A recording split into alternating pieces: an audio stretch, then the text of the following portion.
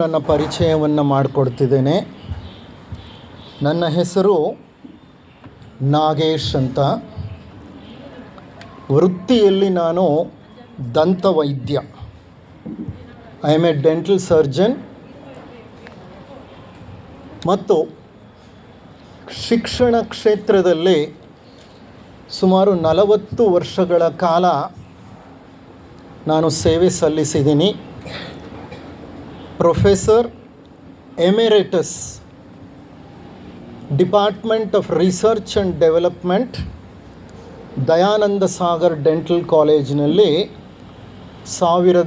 2022ರಲ್ಲಿ ನಾನು ರಿಟೈರ್ಡ್ ಆದೆ, ನಿವೃತ್ತಿ ಹೊಂದಿದೆ. ಈಗ ನಿವೃತ್ತಿ ಜೀವನವನ್ನು ನಡೆಸ್ತಾ ಇದ್ದೇನೆ. ವಿಜಯನಗರದಲ್ಲಿ ನಂದೊಂದು ಡೆಂಟಲ್ ಕ್ಲಿನಿಕ್ ಸಹ ಇದೆ. ವೃತ್ತಿಯಲ್ಲಿ ದಂತವೈದ್ಯನಾದರೂ ಪ್ರವೃತ್ತಿಯಲ್ಲಿ ಅಧ್ಯಾತ್ಮ ಚಿಂತಕ. ಸುಮಾರು 25 ವರ್ಷಗಳಿಂದ ಬ್ರಹ್ಮಜ್ಞಾನ ಸಮಾಜ ಥಿಯೋಸಾಫಿಕಲ್ ಸೊಸೈಟಿಯ ಸದಸ್ಯನಾಗಿದ್ದೇನೆ. ಕಳೆದ 15 ವರ್ಷಗಳಿಂದ ಥಿಯೋಸಾಫಿಕಲ್ ಸೊಸೈಟಿಯ ರಾಷ್ಟ್ರೀಯ ಉಪನ್ಯಾಸಕನಾಗಿ ಈ ಭಾರತ ದೇಶದ ಹಲವು ಕಡೆ ಉಪನ್ಯಾಸಗಳನ್ನು ನೀಡ್ತಾ ಇದ್ದೇನೆ. ಅಧ್ಯಾತ್ಮ ವಿಚಾರಗಳಿಗೆ ಸಂಬಂಧಪಟ್ಟ ಹಾಗೆ ಹಲವಾರು ಉಪನ್ಯಾಸಗಳನ್ನು ಹಲವಾರು ವೇದಿಕೆಗಳ ಮೂಲಕ ಜನರಿಗೆ ತಲುಪಿಸಲು ಪ್ರಯತ್ನ ಪಡ್ತಾ ಇದ್ದೇನೆ. ನಾನು ಶ್ರೀಯುತ ನರಸಿಂಹಮೂರ್ತಿಯವರು, ಅಂದರೆ ಅಗಲಿದ ಆತ್ಮವಾದ ನರಸಿಂಹಮೂರ್ತಿಯವರಿಗೆ ಭಾವ. ಅವರು ನನ್ನ ಭಾವ ಆಗಿದ್ದರು, ನನ್ನ ತಂಗಿಯ ಪತಿಯಾಗಿದ್ದರು. ಇಂದು ಅಗಲಿದ ಆ ಆತ್ಮಕ್ಕೆ ವಿದಾಯವನ್ನು ಕೋರುವಂತಹ, ಅವರು ವೈಕುಂಠವನ್ನು ಸೇರಲಿ, ಸದ್ಗತಿಯನ್ನು ಹೊಂದಲಿ, ವಿಷ್ಣು ಪಾದಗಳನ್ನು ತಲುಪಲಿ ಅಂತ ಕೋರಿಕೊಂಡು ಭಗವಂತನಲ್ಲಿ ಬೇಡಿಕೊಂಡು ನಾವು ಒಂದು ಸಮಾರಂಭವನ್ನು ಆಚರಿಸ್ತಾ ಇದ್ದೇವೆ, ಒಂದು ಸಮಾರಾಧನೆಯನ್ನು ಮಾಡ್ತಾ ಇದ್ದೇವೆ. ಅದರ ಸಲುವಾಗಿ ನಾವೆಲ್ಲ ಇಲ್ಲಿ ಒಟ್ಟಾಗಿ ಸೇರಿದ್ದೇವೆ. ಇಂತಹ ಒಂದು ಸಮಾರಂಭದಲ್ಲಿ ಅತಿ ಮುಖ್ಯವಾಗಿ ನಮಗೆ ಬೇಕಾದದ್ದು, ಅವಶ್ಯಕವಾದದ್ದು ಅಂದರೆ ಸತ್ಸಂಗ. ಸತ್ ಪ್ಲಸ್ ಸಂಗ, ಈ 2 ಪದಗಳು ಸೇರಿದ್ರೆ ಸತ್ಸಂಗ ಆಗತ್ತೆ. ಸತ್ ಅಂದರೆ ಸತ್ಯವಾದದ್ದು, ಸತ್ಯ ಅಂತ. ಸತ್ಯದ ಜೊತೆ ನಾವು ಮಾಡುವ ಸಹವಾಸವನ್ನು, ಸಂಘವನ್ನು ಸತ್ಸಂಗ ಅಂತ ಕರಿತೇವೆ. ಯಾವುದು ಸತ್ಯ? ಇದೊಂದು ದೊಡ್ಡ ಪ್ರಶ್ನೆ. We call it as mega question. ಯಾವುದು ಸತ್ಯ? ನಾನು ಸತ್ಯವಾ? ಇಲ್ಲ. ಕಾರಣ ಇಂದಲ್ಲ ನಾಳೆ ನಾನು ಮಣ್ಣಲ್ಲಿ ಮಣ್ಣಾಗಿ ಹೋಗ್ತೇನೆ. ನೀವು ಸತ್ಯನಾ? ನೀವು ಸತ್ಯ ಅಲ್ಲ. ಯಾಕೆಂದರೆ ಇಂದಲ್ಲ ನಾಳೆ ನೀವು ಮಣ್ಣಲ್ಲಿ ಮಣ್ಣಾಗಿ ಹೋಗ್ತೀರಿ. ಈ ಭೂಮಿ ಸತ್ಯನಾ? ಈ ಪೃಥ್ವಿ ಎಂಬ ಗ್ರಹ ಸತ್ಯನಾ? ಇಲ್ಲ. ಭೂಮಿಗೆ ಆಯಸ್ಸಿದೆ. 4.5 ಬಿಲಿಯನ್ ವರ್ಷಗಳ ಹಿಂದೆ ಭೂಮಿ ಸೃಷ್ಟಿಯಾಯಿತು. ಇನ್ನು 4.5 ಬಿಲಿಯನ್ ವರ್ಷಗಳು, ಅಂದರೆ 450 ಕೋಟಿ ವರ್ಷಗಳ ನಂತರ ಭೂಮಿ ಸಹ ಕಣ್ಮರೆಯಾಗಿ ಹೋಗುತ್ತೆ. ಭೂಮಿಗೆ ಆಯಸ್ಸಿದೆ. ಸೂರ್ಯ ಸತ್ಯನಾ? ಇಲ್ಲ. ಇಂತಹ ಸೂರ್ಯರು ಲಕ್ಷಾಂತರ, ಕೋಟ್ಯಾಂತರ, ಕೋಟ್ಯಾಂತರ ಇದ್ದಾರೆ ಈ ಅಖಿಲಾಂಡ ಕೋಟಿ ಬ್ರಹ್ಮಾಂಡದಲ್ಲಿ. ಮಿಲ್ಕಿ ವೇ ಅಂತ ನಾವೇನು ಹೇಳ್ತೀವಿ, ಕ್ಷೀರ ಪಥ ಅಂತ, ಇದು ನಾವು ವಾಸ ಮಾಡ್ತಾ ಇರೋ ಗ್ಯಾಲಕ್ಸಿ. ಈ ಕ್ಷೀರ ಪಥದಲ್ಲಿ 400 ಬಿಲಿಯನ್ ನಕ್ಷತ್ರಗಳಿವೆ. 400 ಬಿಲಿಯನ್ ನಕ್ಷತ್ರಗಳು ಅಂದರೆ 40,000 ಕೋಟಿ ನಕ್ಷತ್ರಗಳಿವೆ ಮಿಲ್ಕಿ ವೇನಲ್ಲಿ. ಆ 40,000 ಕೋಟಿ ನಕ್ಷತ್ರಗಳಲ್ಲಿ ಒಂದು ನಕ್ಷತ್ರ ಸೂರ್ಯ. ಆ ಸೂರ್ಯನ ಸುತ್ತಲೂ ಇರುವಂಥ ಭೂಮಿ ಅನ್ನೋ ಗ್ರಹದಲ್ಲಿ ನಾವು ವಾಸ ಮಾಡ್ತಿದ್ದೀವಿ.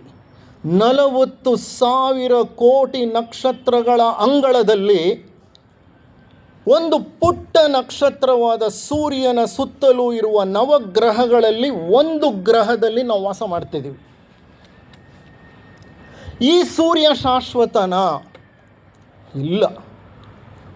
ಆತನೂ ಸೃಷ್ಟಿಸಲ್ಪಟ್ಟ, ಆತನಿಗೂ ಆಯಸ್ಸಿದೆ, ಆತ ಸಹ ಕಣ್ಮರೆಯಾಗಿ ಹೋಗ್ತಾನೆ. ಸೌರವ್ಯೂಹವೇ ಶಾಶ್ವತವಲ್ಲ, ಸೂರ್ಯ ಶಾಶ್ವತನಲ್ಲ. ಕ್ಷೀರಪಥ ಶಾಶ್ವತನ? ಅದು ಶಾಶ್ವತ ಅಲ್ಲ. 40,000 ಕೋಟಿ ನಕ್ಷತ್ರಗಳನ್ನು ಹೊತ್ತು ಆಕಾಶದಲ್ಲಿ ಸುತ್ತುತ್ತಿರುವ ಈ ಕ್ಷೀರಪಥವೆಂಬ ಗ್ಯಾಲಕ್ಸಿ ಸಹ ಮುಂದೆಂದೋ ಕಣ್ಮರೆಯಾಗತ್ತೆ. ಹಾಗಾದರೆ ಈ ವಿಶ್ವ ಶಾಶ್ವತನ? ಇಲ್ಲ. ಈ ಅಖಿಲಾಂಡ ಕೋಟಿ ಬ್ರಹ್ಮಾಂಡವು ಶಾಶ್ವತವಲ್ಲ. ಅಖಿಲಾಂಡ ಕೋಟಿ ಬ್ರಹ್ಮಾಂಡದಲ್ಲಿ ಕ್ಷೀರಪಥದಂತಹ ಕೋಟ್ಯಾಂತರ ಗ್ಯಾಲಕ್ಸಿಗಳಿವೆ. ಒಂದು ಅಂದಾಜಿನ ಪ್ರಕಾರ 10 trillion galaxies are there in the known universe. 10 trillion ಗ್ಯಾಲಕ್ಸಿನಲ್ಲಿ ಒಂದು ಗ್ಯಾಲಕ್ಸಿ ಕ್ಷೀರಪಥ. ಅದರಲ್ಲಿರೋ ನಕ್ಷತ್ರಗಳು 40,000 ಕೋಟಿ. ಅದರಲ್ಲಿ ಒಂದು ನಕ್ಷತ್ರ ಸೂರ್ಯ. ಆ ಸೂರ್ಯನ ಸುತ್ತಲೂ ಸುತ್ತುತ್ತಾ ಇರೋ ಭೂಗ್ರಹದ ಮೇಲೆ ನಾವು ವಾಸ ಮಾಡ್ತಾ ಇದ್ದೀವಿ. ಈ ಅಖಿಲಾಂಡ ಕೋಟಿ ಬ್ರಹ್ಮಾಂಡ ಸಹ ಶಾಶ್ವತವಲ್ಲ. ಇದು ಕಣ್ಮರೆಯಾಗಿ ಹೋಗುತ್ತೆ ಮಹಾಪ್ರಳಯದ ನಂತರ. 7 ಕಲ್ಪಗಳ ನಂತರ ಅಖಿಲಾಂಡ ಕೋಟಿ ಬ್ರಹ್ಮಾಂಡವು ನಾಶವಾಗಿಬಿಡುತ್ತೆ. ಒಂದು ಕಲ್ಪಕಾಲಕ್ಕೆ 432 ಕೋಟಿ ವರ್ಷಗಳು. 7 ಕಲ್ಪಗಳು ಹಗಲಂದರೆ 7 ಕಲ್ಪಗಳು ರಾತ್ರಿ. ಇಂತಹ 1000 ಯುಗಗಳು, 1000 ವರ್ಷಗಳು ಕಳೀತು ಅಂದರೆ ಅದು ಬ್ರಹ್ಮನ ಆಯಸ್ಸು. ಇರಲಿ, ಇವು ಯಾವುದು ಶಾಶ್ವತವಲ್ಲ. ಯಾವುದು ಶಾಶ್ವತವೋ ಅದು ಸತ್ಯ. ಇವು ಯಾವುದೂ ಶಾಶ್ವತವಲ್ಲ. ಹಾಗಾದರೆ ಇದು ಯಾವುದೂ ಸತ್ಯವಲ್ಲ. ಇವೆಲ್ಲ ಎಂಥ ಸತ್ಯ ಅಂದರೆ ರಿಲೇಟಿವ್ ಟ್ರೂತ್, ಅಬ್ಸಲ್ಯೂಟ್ ಟ್ರೂತ್ ಅಲ್ಲ. ಯಾವುದಕ್ಕೆ ಜನನವಿದೆಯೋ, ಯಾವುದಕ್ಕೆ ಮರಣವಿದೆಯೋ ಅದು ಶಾಶ್ವತ ತತ್ವವಾಗಲಿಕ್ಕೆ ಸಾಧ್ಯವೇ ಇಲ್ಲ. ಜನನ ಮರಣಗಳು ಇಲ್ಲದಂತಹ ಅವಿನಾಶಿಯಾದ, ಅನಂತವಾದ, ಅನಾದಿಯಾದ ಯಾವ ಒಂದು ತತ್ವವಿರುತ್ತೋ ಅದು ಮಾತ್ರ ಸತ್ಯ. ಅಂದರೆ ಈ ಜಗತ್ತೆಲ್ಲ ಕಣ್ಮರೆಯಾದ ಮೇಲೆ ಏನು ಉಳಿಯುತ್ತೋ ಅದು ಸತ್ಯ. ಅದನ್ನು ಬೌದ್ಧರು ನಿರ್ವಾಣ ಅಂತ ಕರೀತಾರೆ.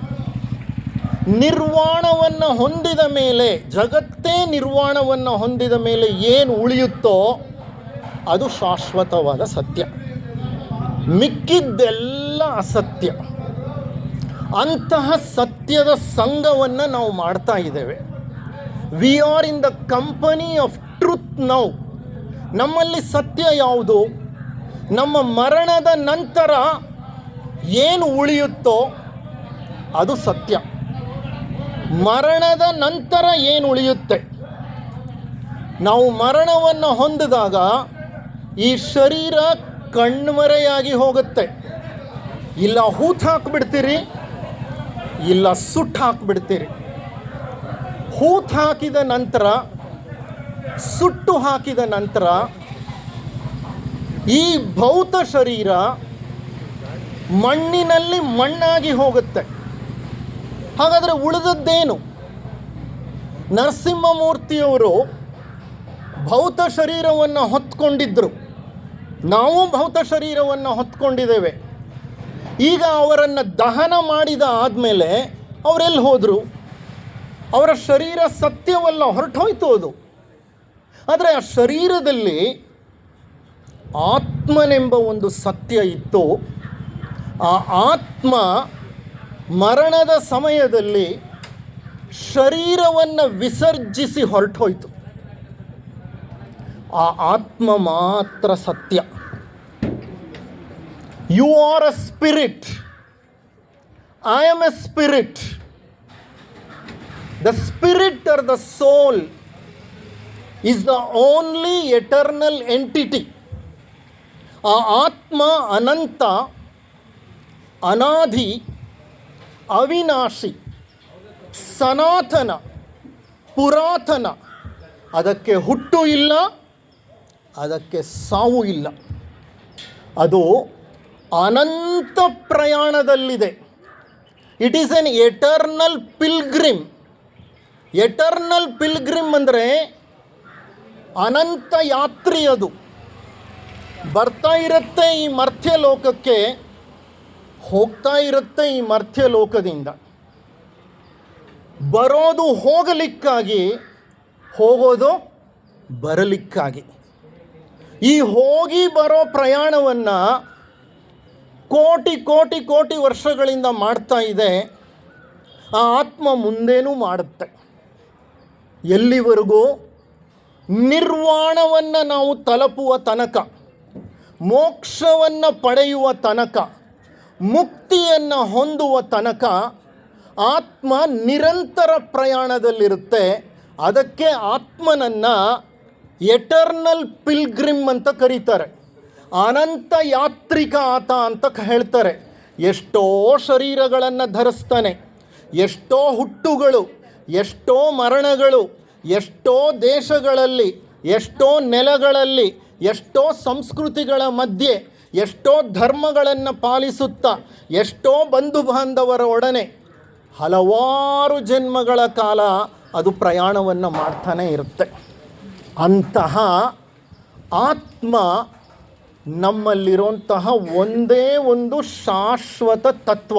ಅದು ಕಣ್ಣಿಗೆ ಕಾಣಿಸಲ್ಲ, ಸ್ಪರ್ಶಕ್ಕೆ ಸಿಕ್ಕಲ್ಲ, ಅದಕ್ಕೆ ವಾಸನೆ ಇಲ್ಲ, ಅದಕ್ಕೆ ರೂಪವಿಲ್ಲ. ಅದೊಂದು ನಿರಾಕಾರ ನಿರ್ಗುಣ ತತ್ವ. ಅದು ಅಂತಹ ಆತ್ಮತತ್ವ ಮಾತ್ರ ಸತ್ಯ. ಆ ಸತ್ಯದ ಜೊತೆ ನಾವು ಮಾಡುವ ಸಹವಾಸವನ್ನು, ಸಂಘವನ್ನು ಸತ್ಸಂಗ ಅಂತ ಕರಿತೀವಿ. ಈಗ ನಾವು ಮಾಡ್ತಾ ಇರೋದು ಅಂಥ ಆತ್ಮದ ಸಹವಾಸವನ್ನು, ಆತ್ಮದ ಸತ್ಯವನ್ನು ತಿಳಿದುಕೊಳ್ಳುವ ಪ್ರಯತ್ನವನ್ನು ಮಾಡ್ತಾ ಇದ್ದೀವಿ. ಈ ಹಂತದಲ್ಲಿ ನಾವು ಲೌಕಿಕದಿಂದ ಹೊರಗೆ ಬರಬೇಕು, ಅಲೌಕಿಕ ಚಿಂತನೆಯ ಕಡೆಗೆ ನಮ್ಮ ಪ್ರಜ್ಞೆ ಮೇಲೇರಬೇಕು. ಶ್ರೀಕೃಷ್ಣ ಪರಮಾತ್ಮ ಆತ್ಮಜ್ಞಾನವನ್ನು ಅರ್ಜುನನಿಗೆ ಬೋಧಿಸ್ತಾನೆ. ಆ ಬೋಧನೆಯೇ ಭಗವದ್ಗೀತೆ. ಭಗವದ್ಗೀತೆಯಲ್ಲಿ 18 ಅಧ್ಯಾಯಗಳಿವೆ. ಪ್ರತಿ ಅಧ್ಯಾಯವೂ ಒಂದು ಯೋಗವೇ. ಅರ್ಜುನ ವಿಷಾದ ಯೋಗ ಮೊದಲನೇ ಅಧ್ಯಾಯ, ಸಾಂಖ್ಯ ಯೋಗ 2ನೇ ಅಧ್ಯಾಯ, ಕರ್ಮಯೋಗ 3ನೇ ಅಧ್ಯಾಯ, ಕರ್ಮ ಸನ್ಯಾಸ ಯೋಗ 4ನೆಯ ಅಧ್ಯಾಯ. ಹೀಗೆ ಧ್ಯಾನ ಯೋಗ, ಅಕ್ಷರ ಬ್ರಹ್ಮ ಯೋಗ, ಮತ್ತು ಮೋಕ್ಷ ಸನ್ಯಾಸ ಯೋಗ, ಧ್ಯಾನ ಯೋಗ, ಭಕ್ತಿ ಯೋಗ. ಎಷ್ಟು ಯೋಗಗಳಿದೆ! ಆತನ ಪ್ರಕಾರ ಅರ್ಜುನನ ಸಂತಾಪವು ಸಹ ಒಂದು ಯೋಗವೇ. ಅದಕ್ಕೆ ಮೊದಲನೇ ಅಧ್ಯಾಯವನ್ನು ಅರ್ಜುನ ವಿಷಾದ ಯೋಗ ಅಂತ ಹೇಳ್ತಾರೆ. ಅರ್ಜುನನ ವಿಷಾದವೂ ಒಂದು ಯೋಗವೇ ಅಂತೆ. ಅಂದರೆ ಭಗವದ್ಗೀತೆ ಬೋಧಿಸೋದು ಯೋಗಶಾಸ್ತ್ರವನ್ನು. ಈ ಭಗವದ್ಗೀತೆಯ 2ನೇ ಅಧ್ಯಾಯವನ್ನು ಸಾಂಖ್ಯ ಯೋಗ ಅಂತ ಕರೀತಾರೆ. ಅದನ್ನು ಗೀತಾ ಸಾರ ಸಂಗ್ರಹ ಅಂತ ಸಹ ಕರೀತಾರೆ. ಆ ಗೀತಾ ಸಾರ ಸಂಗ್ರಹದಲ್ಲಿ 2 ಮುಖ್ಯ ಶ್ಲೋಕಗಳನ್ನು ನಾನು ನಿಮ್ಮ ಮುಂದೆ ಇಡ್ತೇನೆ. ಆ ಶ್ಲೋಕಗಳ ಅರ್ಥವನ್ನು ತಿಳ್ಕೊಳ್ಳೋ ಪ್ರಯತ್ನ ಮಾಡೋಣ. ಕಾರಣ ಅದು ನಮ್ಮನ್ನು ಬ್ರಹ್ಮಜ್ಞಾನದ ಕಡೆಗೆ ಕೊಂಡೊಯ್ಯುತ್ತೆ. ಆ 2 ಶ್ಲೋಕಗಳು ಯಾವುದು ಅಂದರೆ, ಮೊದಲನೆಯ ಶ್ಲೋಕ ನಾನು ನಿಮಗೆ ನೀಡ್ತಾ ಇರೋದು ಶ್ಲೋಕ 20. ನ ಜಾಯತೆ ಮ್ರಿಯತೆ ನ ಕದಾಚಿತ್ ನಾಯಂ ಭೂತ್ವಾ ಭವಿತಾ ವಾನಭೂಯಃ ಅಜೋ ನಿತ್ಯಃ ಶಾಶ್ವತೋ ಯಂ ಪುರಾಣೋ ನ ಹನ್ಯತೆ ಹನ್ಯಮಾನೆ ಶರೀರೇ.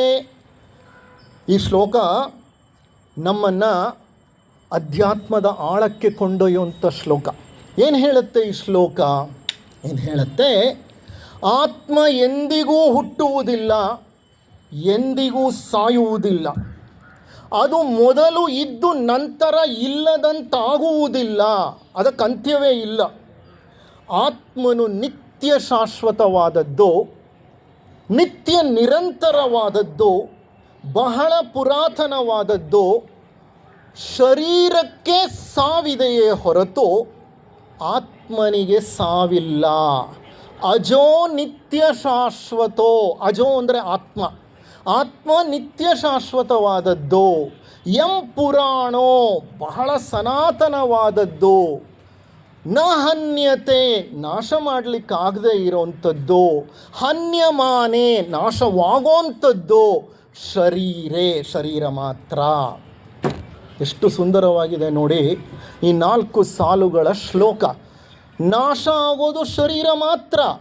ಆತ್ಮವನ್ನು ನೀವು ಸುಟ್ಟರೂ ನಾಶ ಆಗಲ್ಲ, ಕೊಡಲಿ ತಗೊಂಡು ಕಡಿದ್ರೂ ನಾಶ ಆಗಲ್ಲ. ಕಾರಣ ಅದು ಅತ್ಯಂತ ಸೂಕ್ಷ್ಮವಾದ ತತ್ವ. ಎಷ್ಟು ಸೂಕ್ಷ್ಮವಾದ ತತ್ವ ಅಂತ ಅಂದರೆ, ಮನುಷ್ಯನಿಗೆ 5 ಕೋಶಗಳಿವೆ. ಪಂಚಕೋಶಗಳು ಅಂತ ಹೇಳ್ತೇವೆ ನಾವು. ಅನ್ನಮಯ ಕೋಶ, ಪ್ರಾಣಮಯ ಕೋಶ, ಮನೋಮಯ ಕೋಶ, ವಿಜ್ಞಾನಮಯ ಕೋಶ, ಆನಂದಮಯ ಕೋಶ. ಈರುಳ್ಳಿ ಸಿಪ್ಪೆ ಸುಲಿದ ಹಾಗೆ ಈರುಳ್ಳಿ ಹೊರಗಡೆ ಇರೋ ಸಿಪ್ಪೆ ಇದೆಯಲ್ಲ, ಅದು ಈ ಶರೀರ, ಈ ಭೌತ ಶರೀರ. ಈ ಭೌತ ಶರೀರವನ್ನು ಸುಲಿದು ಬಿಟ್ಟರೆ ಅದರ ಒಳಗಡೆ ಇರೋದು ಅನ್ನಮಯ ಕೋಶ ಆದಮೇಲೆ ಪ್ರಾಣಮಯ ಕೋಶ. ನಾವು ಸತ್ತ ನಂತರ ಅದೇ ಆಗೋದು. ಏನಾಗತ್ತೆ ಅಂತಂದರೆ, ನಾವು ಈ ಸ್ಥೂಲ ಶರೀರವನ್ನು ಬಿಟ್ಟ ಮೇಲೆ ಅನ್ನಮಯ ಕೋಶ, ಅನ್ನದಿಂದ ಮಾಡಲ್ಪಟ್ಟ ಈ ಶರೀರ ಸತ್ತು ಬೀಳುತ್ತೆ. ಅದು ಸತ್ತು ಬಿದ್ದು ನೀವು ಸುಟ್ಟು ಹಾಕಿದ ಮೇಲೆ ಆ ವ್ಯಕ್ತಿ ಎಲ್ಲಿ ಹೋದ ಅಂದರೆ, ಅವನು ಅನ್ನಮಯ ಕೋಶವನ್ನು ಬಿಟ್ಟುಬಿಡ್ತಾನೆ, ಪ್ರಾಣಮಯ ಕೋಶವನ್ನು ಸೇರ್ಕೋತಾನೆ. ಆ ಪ್ರಾಣಮಯ ಕೋಶ ಸೂಕ್ಷ್ಮವಾದದ್ದು. ಅದು ಪ್ರೇತಾತ್ಮವಾಗಿ ತೇಲಾಡ್ಬೋದು, ಭೂತವಾಗಿ ತೇಲಾಡ್ಬೋದು ಕೆಲವು ದಿನಗಳ ಕಾಲ. ಪ್ರಾಣಮಯ ಕೋಶದಲ್ಲಿ ಆ ಪ್ರಾಣ ಹೋಗಿ ನೆಲೆಸುತ್ತೆ, ಸ್ಥೂಲ ಶರೀರ ಸತ್ತು ಬೀಳುತ್ತೆ. ಪ್ರಾಣಮಯ ಕೋಶ ಪ್ರೇತವಾಗುತ್ತೆ, ಭೂತವಾಗುತ್ತೆ, ಹಲವು ಕಾಲ ಓಡಾಡುತ್ತೆ, ಸಂಚರಿಸುತ್ತೆ. ವ್ಯಾಮೋಹಗಳು ಹೆಚ್ಚಾಗಿದ್ದರೆ ಮರ್ತ್ಯಲೋಕವನ್ನು ಬಿಡೋದೇ ಇಲ್ಲ, ಇಲ್ಲೇ ಇದ್ದು ಬಿಡ್ತದೆ. ನರಳ್ತಾ ಇದ್ದರೂ ಇಲ್ಲೇ ಇರುತ್ತೆ. ಕಾರಣ ವ್ಯಾಮೋಹಗಳು ಹೆಚ್ಚಾಗಿರೋದ್ರಿಂದ ಪ್ರೇತ ಈ ಮರ್ತ್ಯಲೋಕಕ್ಕೆ ಕಟ್ ಹಾಕ್ಕೊಳ್ಳುತ್ತೆ. ಯಾವಾಗ ವ್ಯಾಮೋಹಗಳನ್ನು ಕಳ್ಕೊಳ್ತೀವೋ ನಾವು, ಹಣ್ಣು ವೃದ್ಧರಾಗಿ ಎಲ್ಲ ಕಷ್ಟ ಸುಖಗಳನ್ನು ನೋಡಿ ಎಲ್ಲರ ಮೇಲೆ ವ್ಯಾಮೋಹಗಳನ್ನು ವಿಸರ್ಜಿಸಿ ಯಾರು ಹೊರಟೋಗ್ತಾರೋ ಅವರು ಸರಾಗವಾಗಿ ಮುಂದೆ ಹೊರಟೋಗ್ತಾರೆ. ಕಾರಣ ಅವರಿಗೆ ವ್ಯಾಮೋಹಗಳಿರೋದಿಲ್ಲ, ಕಟ್ಟಿ ಹಾಕೋ ಬಂಧನಗಳಿರೋದಿಲ್ಲ. ಪ್ರಾಣಮಯ ಕೋಶದಲ್ಲಿ ಹಲವು ಕಾಲ ಇದ್ದ ಮೇಲೆ ಆ ಶರೀರ ಮುಂದೆ ಮನೋಮಯ ಕೋಶವನ್ನು ತಲುಪುತ್ತೆ. ಮನೋಮಯ ಕೋಶವನ್ನು ತಲುಪಿ ಅಲ್ಲಿ ಕಾರಣಾತ್ಮನನ್ನು ಸಂಧಿಸುತ್ತೆ. ಕಾರಣಾತ್ಮನನ್ನು ಸಂಧಿಸಿದಾಗ ಅಲ್ಲಿ ನಿಷ್ಕರ್ಷೆಯಾಗತ್ತೆ. ಯಾವ್ಯಾವ ಕರ್ಮಗಳನ್ನು ನಾವು ಹೊತ್ಕೊಂಡು ಹೋಗಿರ್ತೀವೋ ಆ ಕರ್ಮಗಳನ್ನೆಲ್ಲ ಗಮನಿಸ್ತಾರೆ ಕರ್ಮದೇವತೆಗಳು. ಅಪ್ಪ, ನಿನಗೊಂದಿಷ್ಟು ಕರ್ಮ ಕೊಟ್ಟಿದ್ವಿ, ಸಂಚಿತ ಕರ್ಮ ಅಂತ ಕೊಟ್ಟಿದ್ವಿ, ಹಿಂದಿನ ಎಷ್ಟೋ ಜನ್ಮಗಳಲ್ಲಿ ನೀನು ಕೂಡ ಹಾಕ್ಕೊಂಡಿದ್ದ ಕರ್ಮವನ್ನು ನಿನಗೆ ಕೊಟ್ಟಿದ್ವಿ, ಈ ಜನ್ಮದಲ್ಲಿ ಹೋಗಿ ಅದನ್ನು ಖರ್ಚು ಮಾಡಿಕೊಂಡು ವಾಪಸ್ಸು ಬರೋವಾಗ ನಿಲ್ಲಾಗಿ ಬಾ, ಝೀರೋ ಆಗಿ ಬಾ ಅಂತ ಹೇಳಿ ಕಳಿಸಿದ್ವಿ. ಆದರೆ ನಿನಗೆ ಅದು ಜ್ಞಾಪಕನೇ ಇಲ್ಲ. ಲೌಕಿಕಕ್ಕೆ ಹೋದ ಮೇಲೆ, ಈ ಮರ್ತ್ಯಲೋಕವನ್ನು ಸೇರಿದ ಮೇಲೆ ನಿನಗೆ ಕೊಟ್ಟ ಕರ್ಮಗಳನ್ನು ನೀನು ಪೂರ್ತಿಯಾಗಿ ಮರ್ತೋದೆ. ಎಷ್ಟು ಮರ್ತೋದೆ ಅಂತಂದರೆ, ಈ ಲೋಕದ ಆಕರ್ಷಣೆಗಳು, ಈ ಲೋಕವೆಂಬ ಮಾಯಾ ಬಜಾರ್ ನಿನ್ನನ್ನು ಎಲ್ಲರ ಜೊತೆ ಹಿಡಿದಿಟ್ಟು ಬಿಡ್ತು. ಯಾವ ಕೆಲಸಕ್ಕೆ, on what mission we sent you, you forgot that mission.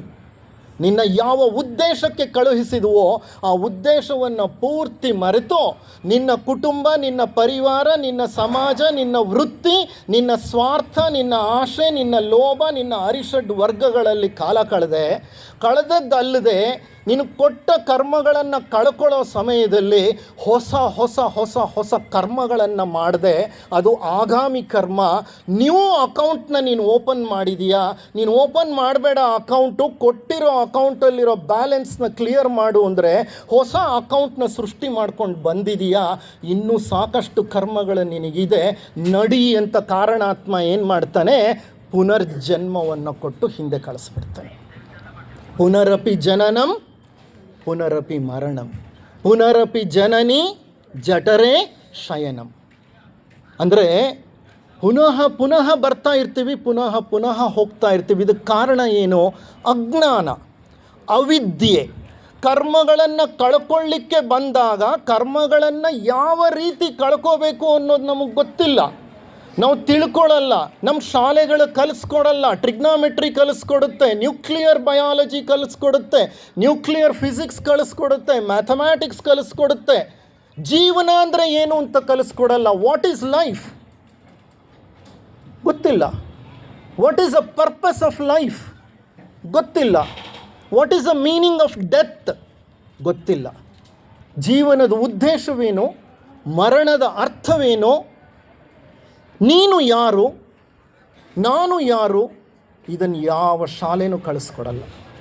ಜೀವನದಲ್ಲಿ ಎದುರಾಗುವಂಥ ಸಂದಿಗ್ಧ ಪರಿಸ್ಥಿತಿಗಳನ್ನು ಹೇಗೆ ಎದುರಿಸಬೇಕು, no school will teach. We are happy.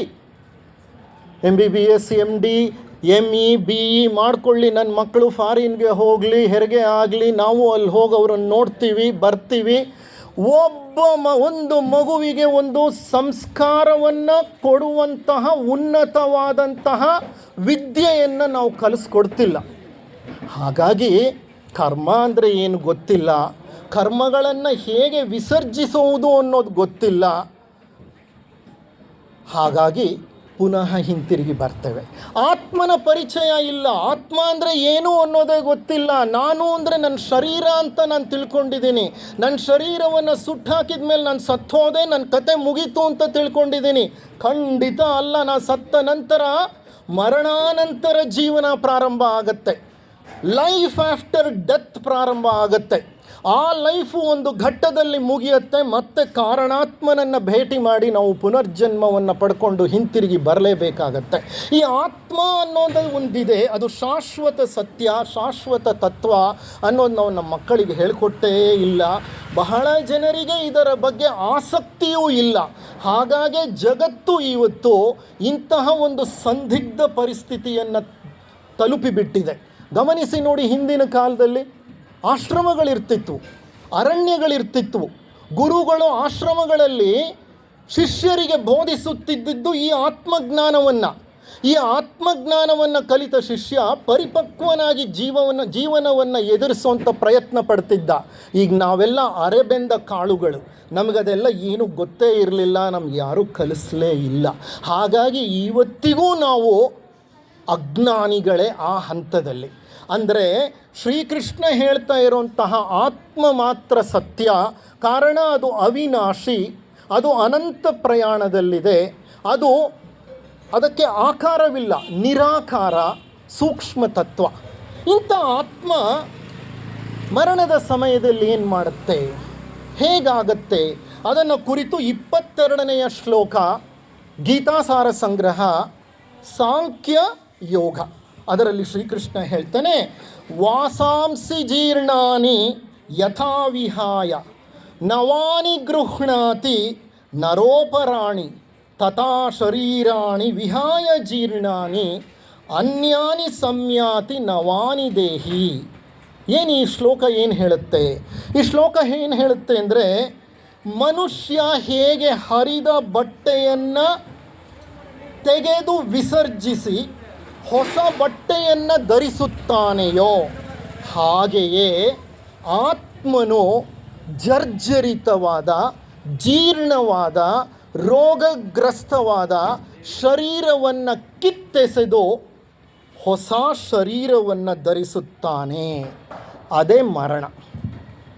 ಕಿತ್ತೆಸಿತಾನಲ್ಲ ಹರಿದ ಬಟ್ಟೆಯನ್ನು, ಆ ಹರಿದ ಬಟ್ಟೆ ಇನ್ಯಾವುದೂ ಅಲ್ಲ, ನಮ್ಮ ಶರೀರ ಪೂರ್ಣ ಜೀರ್ಣವಾಗಿರುತ್ತೆ, ರೋಗಗ್ರಸ್ತವಾಗಿರುತ್ತೆ, ಮಾತ್ರೆಗಳಲ್ಲಿ ಬದುಕಿರುತ್ತೆ. ಅಂಥ ಶರೀರವನ್ನು ಒಂದು ಹಂತದಲ್ಲಿ ವಿಸರ್ಜಿಸುತ್ತಾನೆ. ನಾವು ದಿನ ಬಟ್ಟೆಗಳನ್ನು ಹಾಕ್ಕೊಳ್ತಾ ಇರ್ತೀವಿ. ಎಷ್ಟೋ ಬಟ್ಟೆಗಳು ತುಂಬ ಹರಿದೋದ್ಮೇಲೆ, ತುಂಬ ಹಳತಾದ್ಮೇಲೆ ಏನು ಮಾಡ್ತೀವಿ? ತೆಗೆದು ಬಿಸಾಕ್ತೀವಿ, ಹೊಸ ಬಟ್ಟೆನ ಹಾಕ್ಕೋತೀವಿ. ಹಳೆ ಬಟ್ಟೆನ ತೆಗೆದು ಹೊಸ ಬಟ್ಟೆನ ಹಾಕ್ಕೊಳ್ಳೋದ್ರಲ್ಲಿ ಅದೊಂದು ಸ್ವಾಭಾವಿಕ ಕ್ರಿಯೆ. ಆದರೆ ನಾವು ಅದನ್ನೇನು ಮಾಡಿಬಿಟ್ಟಿದ್ದೀವಿ, ಆ ಮರಣ ಅನ್ನೋಂಥದ್ದು ಇದೆಯಲ್ಲ, ಈ ಶರೀರವೆಂಬ ಒಂದು ಭೌತ ಶರೀರವೆಂಬ ಒಂದು ಬಟ್ಟೆಯನ್ನು ತೆಗೆದು ಕಿತ್ತೆಸೆದು ಹೊಸ ಭೌತ ಶರೀರವನ್ನು ಧರಿಸೋದು ಅಷ್ಟೇ ಸ್ವಾಭಾವಿಕ. ಶ್ರೀಕೃಷ್ಣ ಇದಕ್ಕೆ ಹೋಲಿಸ್ತಾನೆ. ವಸ್ತ್ರವನ್ನು ತೆಗೆದು ಮತ್ತೊಂದು ವಸ್ತ್ರವನ್ನು ಹಾಕ್ಕೊಳ್ಳೋದೇನೋ ಹಾಗೇನೇ ಮರಣದ ಸಮಯದಲ್ಲಿ ಆತ್ಮ ತನ್ನ ಭೌತ ಶರೀರವೆಂಬ ಈ ಬಟ್ಟೆಯನ್ನು ವಿಸರ್ಜಿಸಿ ಹೊಸ ಬಟ್ಟೆಯನ್ನು ಧರಿಸುತ್ತಾನೆ. ಆದರೆ ನಾವು ಆ ರೀತಿ ಅರ್ಥ ಮಾಡ್ಕೊಳ್ಳಲ್ಲ. ಹರಿದೋಗಿರೋ ಬಟ್ಟೆಯನ್ನು ತೆಗೆದು ಹೊಸ ಬಟ್ಟೆ ಹಾಕ್ಕೊಳ್ಳಿಕ್ಕೆ ಯಾವ ನೋವುಂಟು, ಯಾವ ಕಷ್ಟ ಉಂಟು, ಯಾವ ಸಂಕಟ ಉಂಟು, ಯಾವ ದುಗುಡ ಉಂಟು, ಎಷ್ಟೋ ಬಾರಿ ಮಾಡಿದ್ದೀವಿ ಇದು. ನಮ್ಮ ಆತ್ಮನೂ ಹಾಗೆ ವಿಸರ್ಜಿಸುತ್ತಾನೆ, ಹೊಸ ಬಟ್ಟೆ ಹಾಕ್ಕೊಳ್ತಾನೆ. ಅದರಲ್ಲೇನಿದೆ ವ್ಯತ್ಯಾಸ? ನಾವು ಯಾಕೆ ಅದರ ಬಗ್ಗೆ ಅಷ್ಟೊಂದು ಭಯಭೀತರಾಗಬೇಕು? ಸಾವು ಅಂದರೆ ಒಂದು ಭಯಂಕರವಾದ ಚಿತ್ರವನ್ನು ನಾವು ಕಲ್ಪಿಸಿಕೊಂಡಿರುತ್ತೇವೆ. ಶ್ರೀಕೃಷ್ಣ ಪರಮಾತ್ಮ ಸಾವನ್ನು ಎಷ್ಟು ಸ್ವಾಭಾವಿಕವಾಗಿ ಚಿತ್ರಿಸಿದ್ದಾನೆ. It's a natural phenomenon. ಅದು ಸಹಜವಾಗಿ ನಡೆಯುವ ಒಂದು ವಿದ್ಯಮಾನ, ಒಂದು ಸರಳವಾದ ವಿದ್ಯಮಾನ. ನಿಮಗೆ ಇನ್ನೂ ಕ್ಲಿಯರ್ ಆಗಿ ಹೇಳಬೇಕಂದ್ರೆ, in my doctors language, death is not painful. No doctor says death is painful. But what probably happens before death may be painful. ಮರಣ ಯಾರಿಗೂ ನೋವನ್ನು ಕೊಡಲ್ಲ. ಅದು ಹರಿದ ತಂತಿಯ ಹಾಗೆ, ಹಾವು ಪೊರೆಯನ್ನು ಕಳಚಿದ ಹಾಗೆ. ತನ್ನ ಪಾಡಿಗೆ ತಾನು ಪೊರೆ ಹೊರಗೆ ಹೋಗುತ್ತೆ, ಹೊಸ ಪೊರೆಯನ್ನು ಹಾಕ್ಕೊಂಡು ಹಾವು ಹೊರಗೆ ಬಂದುಬಿಡುತ್ತೆ. ಸಾವು ಯಾರಿಗೂ ನೋವನ್ನು ಉಂಟು ಮಾಡಲ್ಲ. ಸಾವಿನ ಮುಂದೆ ಸಾವಿಗಿಂತ ಮೊದಲು ನಡೆಯುವಂತಹ ಕೆಲವು ಘಟನೆಗಳು ನೋವನ್ನು ಉಂಟು ಮಾಡಬಹುದು ಆರೋಗ್ಯದಲ್ಲಿ ಏರುಪೇರು ಉಂಟಾದಾಗ. ಆದರೆ death is not painful. Every doctor says death is not painful ಅಂತ. ಆದರೆ ನಾವೇನು ಮಾಡಿದ್ದೀವಿ? ಮರಣಕ್ಕೆ ನಾವು ಭಯ, ಕ್ರೌರ್ಯವನ್ನು ಅಂಟಿಸಿಬಿಟ್ಟಿದ್ದೀವಿ. ನೀವೇ ಗಮನಿಸಿ ನೋಡಿ, ಇಷ್ಟು ಸಹಜವಾದ ಕ್ರಿಯೆ ಇದು ಅಂದರೆ, ಹಗಲೆಲ್ಲ ನಾನು ಎದ್ದಿರ್ತೀನಿ, ರಾತ್ರಿ ಆಗ್ತಾ ಇದ್ದ ಹಾಗೆ ಕೈಯಲ್ಲಿ ಪುಸ್ತಕ ಇಟ್ಕೊಂಡು ಓದ್ತಾ ಪುಸ್ತಕ ಹಂಗೆ ಬಿದ್ದೋಗುತ್ತೆ, ನಾನು ಹಿಂಗೆ ನಿದ್ರೆ ಮಾಡಿಬಿಡ್ತೀನಿ. ಮರಣನೂ ಹಾಗೆ ಎದ್ದಿರ್ತೀನಿ, ಎಷ್ಟೋ ಕಾಲ ಬದುಕಿರ್ತೀನಿ, ಸಾವಿನ ಸಮಯ ಬರುತ್ತೆ, ಎಲ್ಲ ಕಳಚ್ಕೊಳ್ತೀನಿ, ಪುಸ್ತಕ ಆ ಕಡೆ ಬಿತ್ತು, ನಾನು ಈ ಕಡೆ ಮಲಗಿದೆ. ರಾತ್ರಿ ಆಯಿತು, ರಾತ್ರಿ ಎಲ್ಲ ಮಲಗಿಬಿಟ್ಟೆ. ಮರಣಾನಂತರ ಜೀವನ ಅದು. ನಂತರ ಹಗಲಾಯಿತು, ಮತ್ತೆ ಏನು ಮಾಡಿದೆ?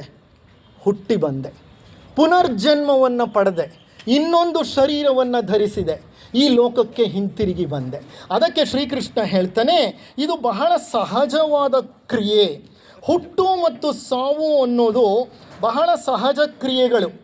ನಮ್ಮ ಶರೀರದಲ್ಲಿ ಪ್ರತಿ ಕ್ಷಣ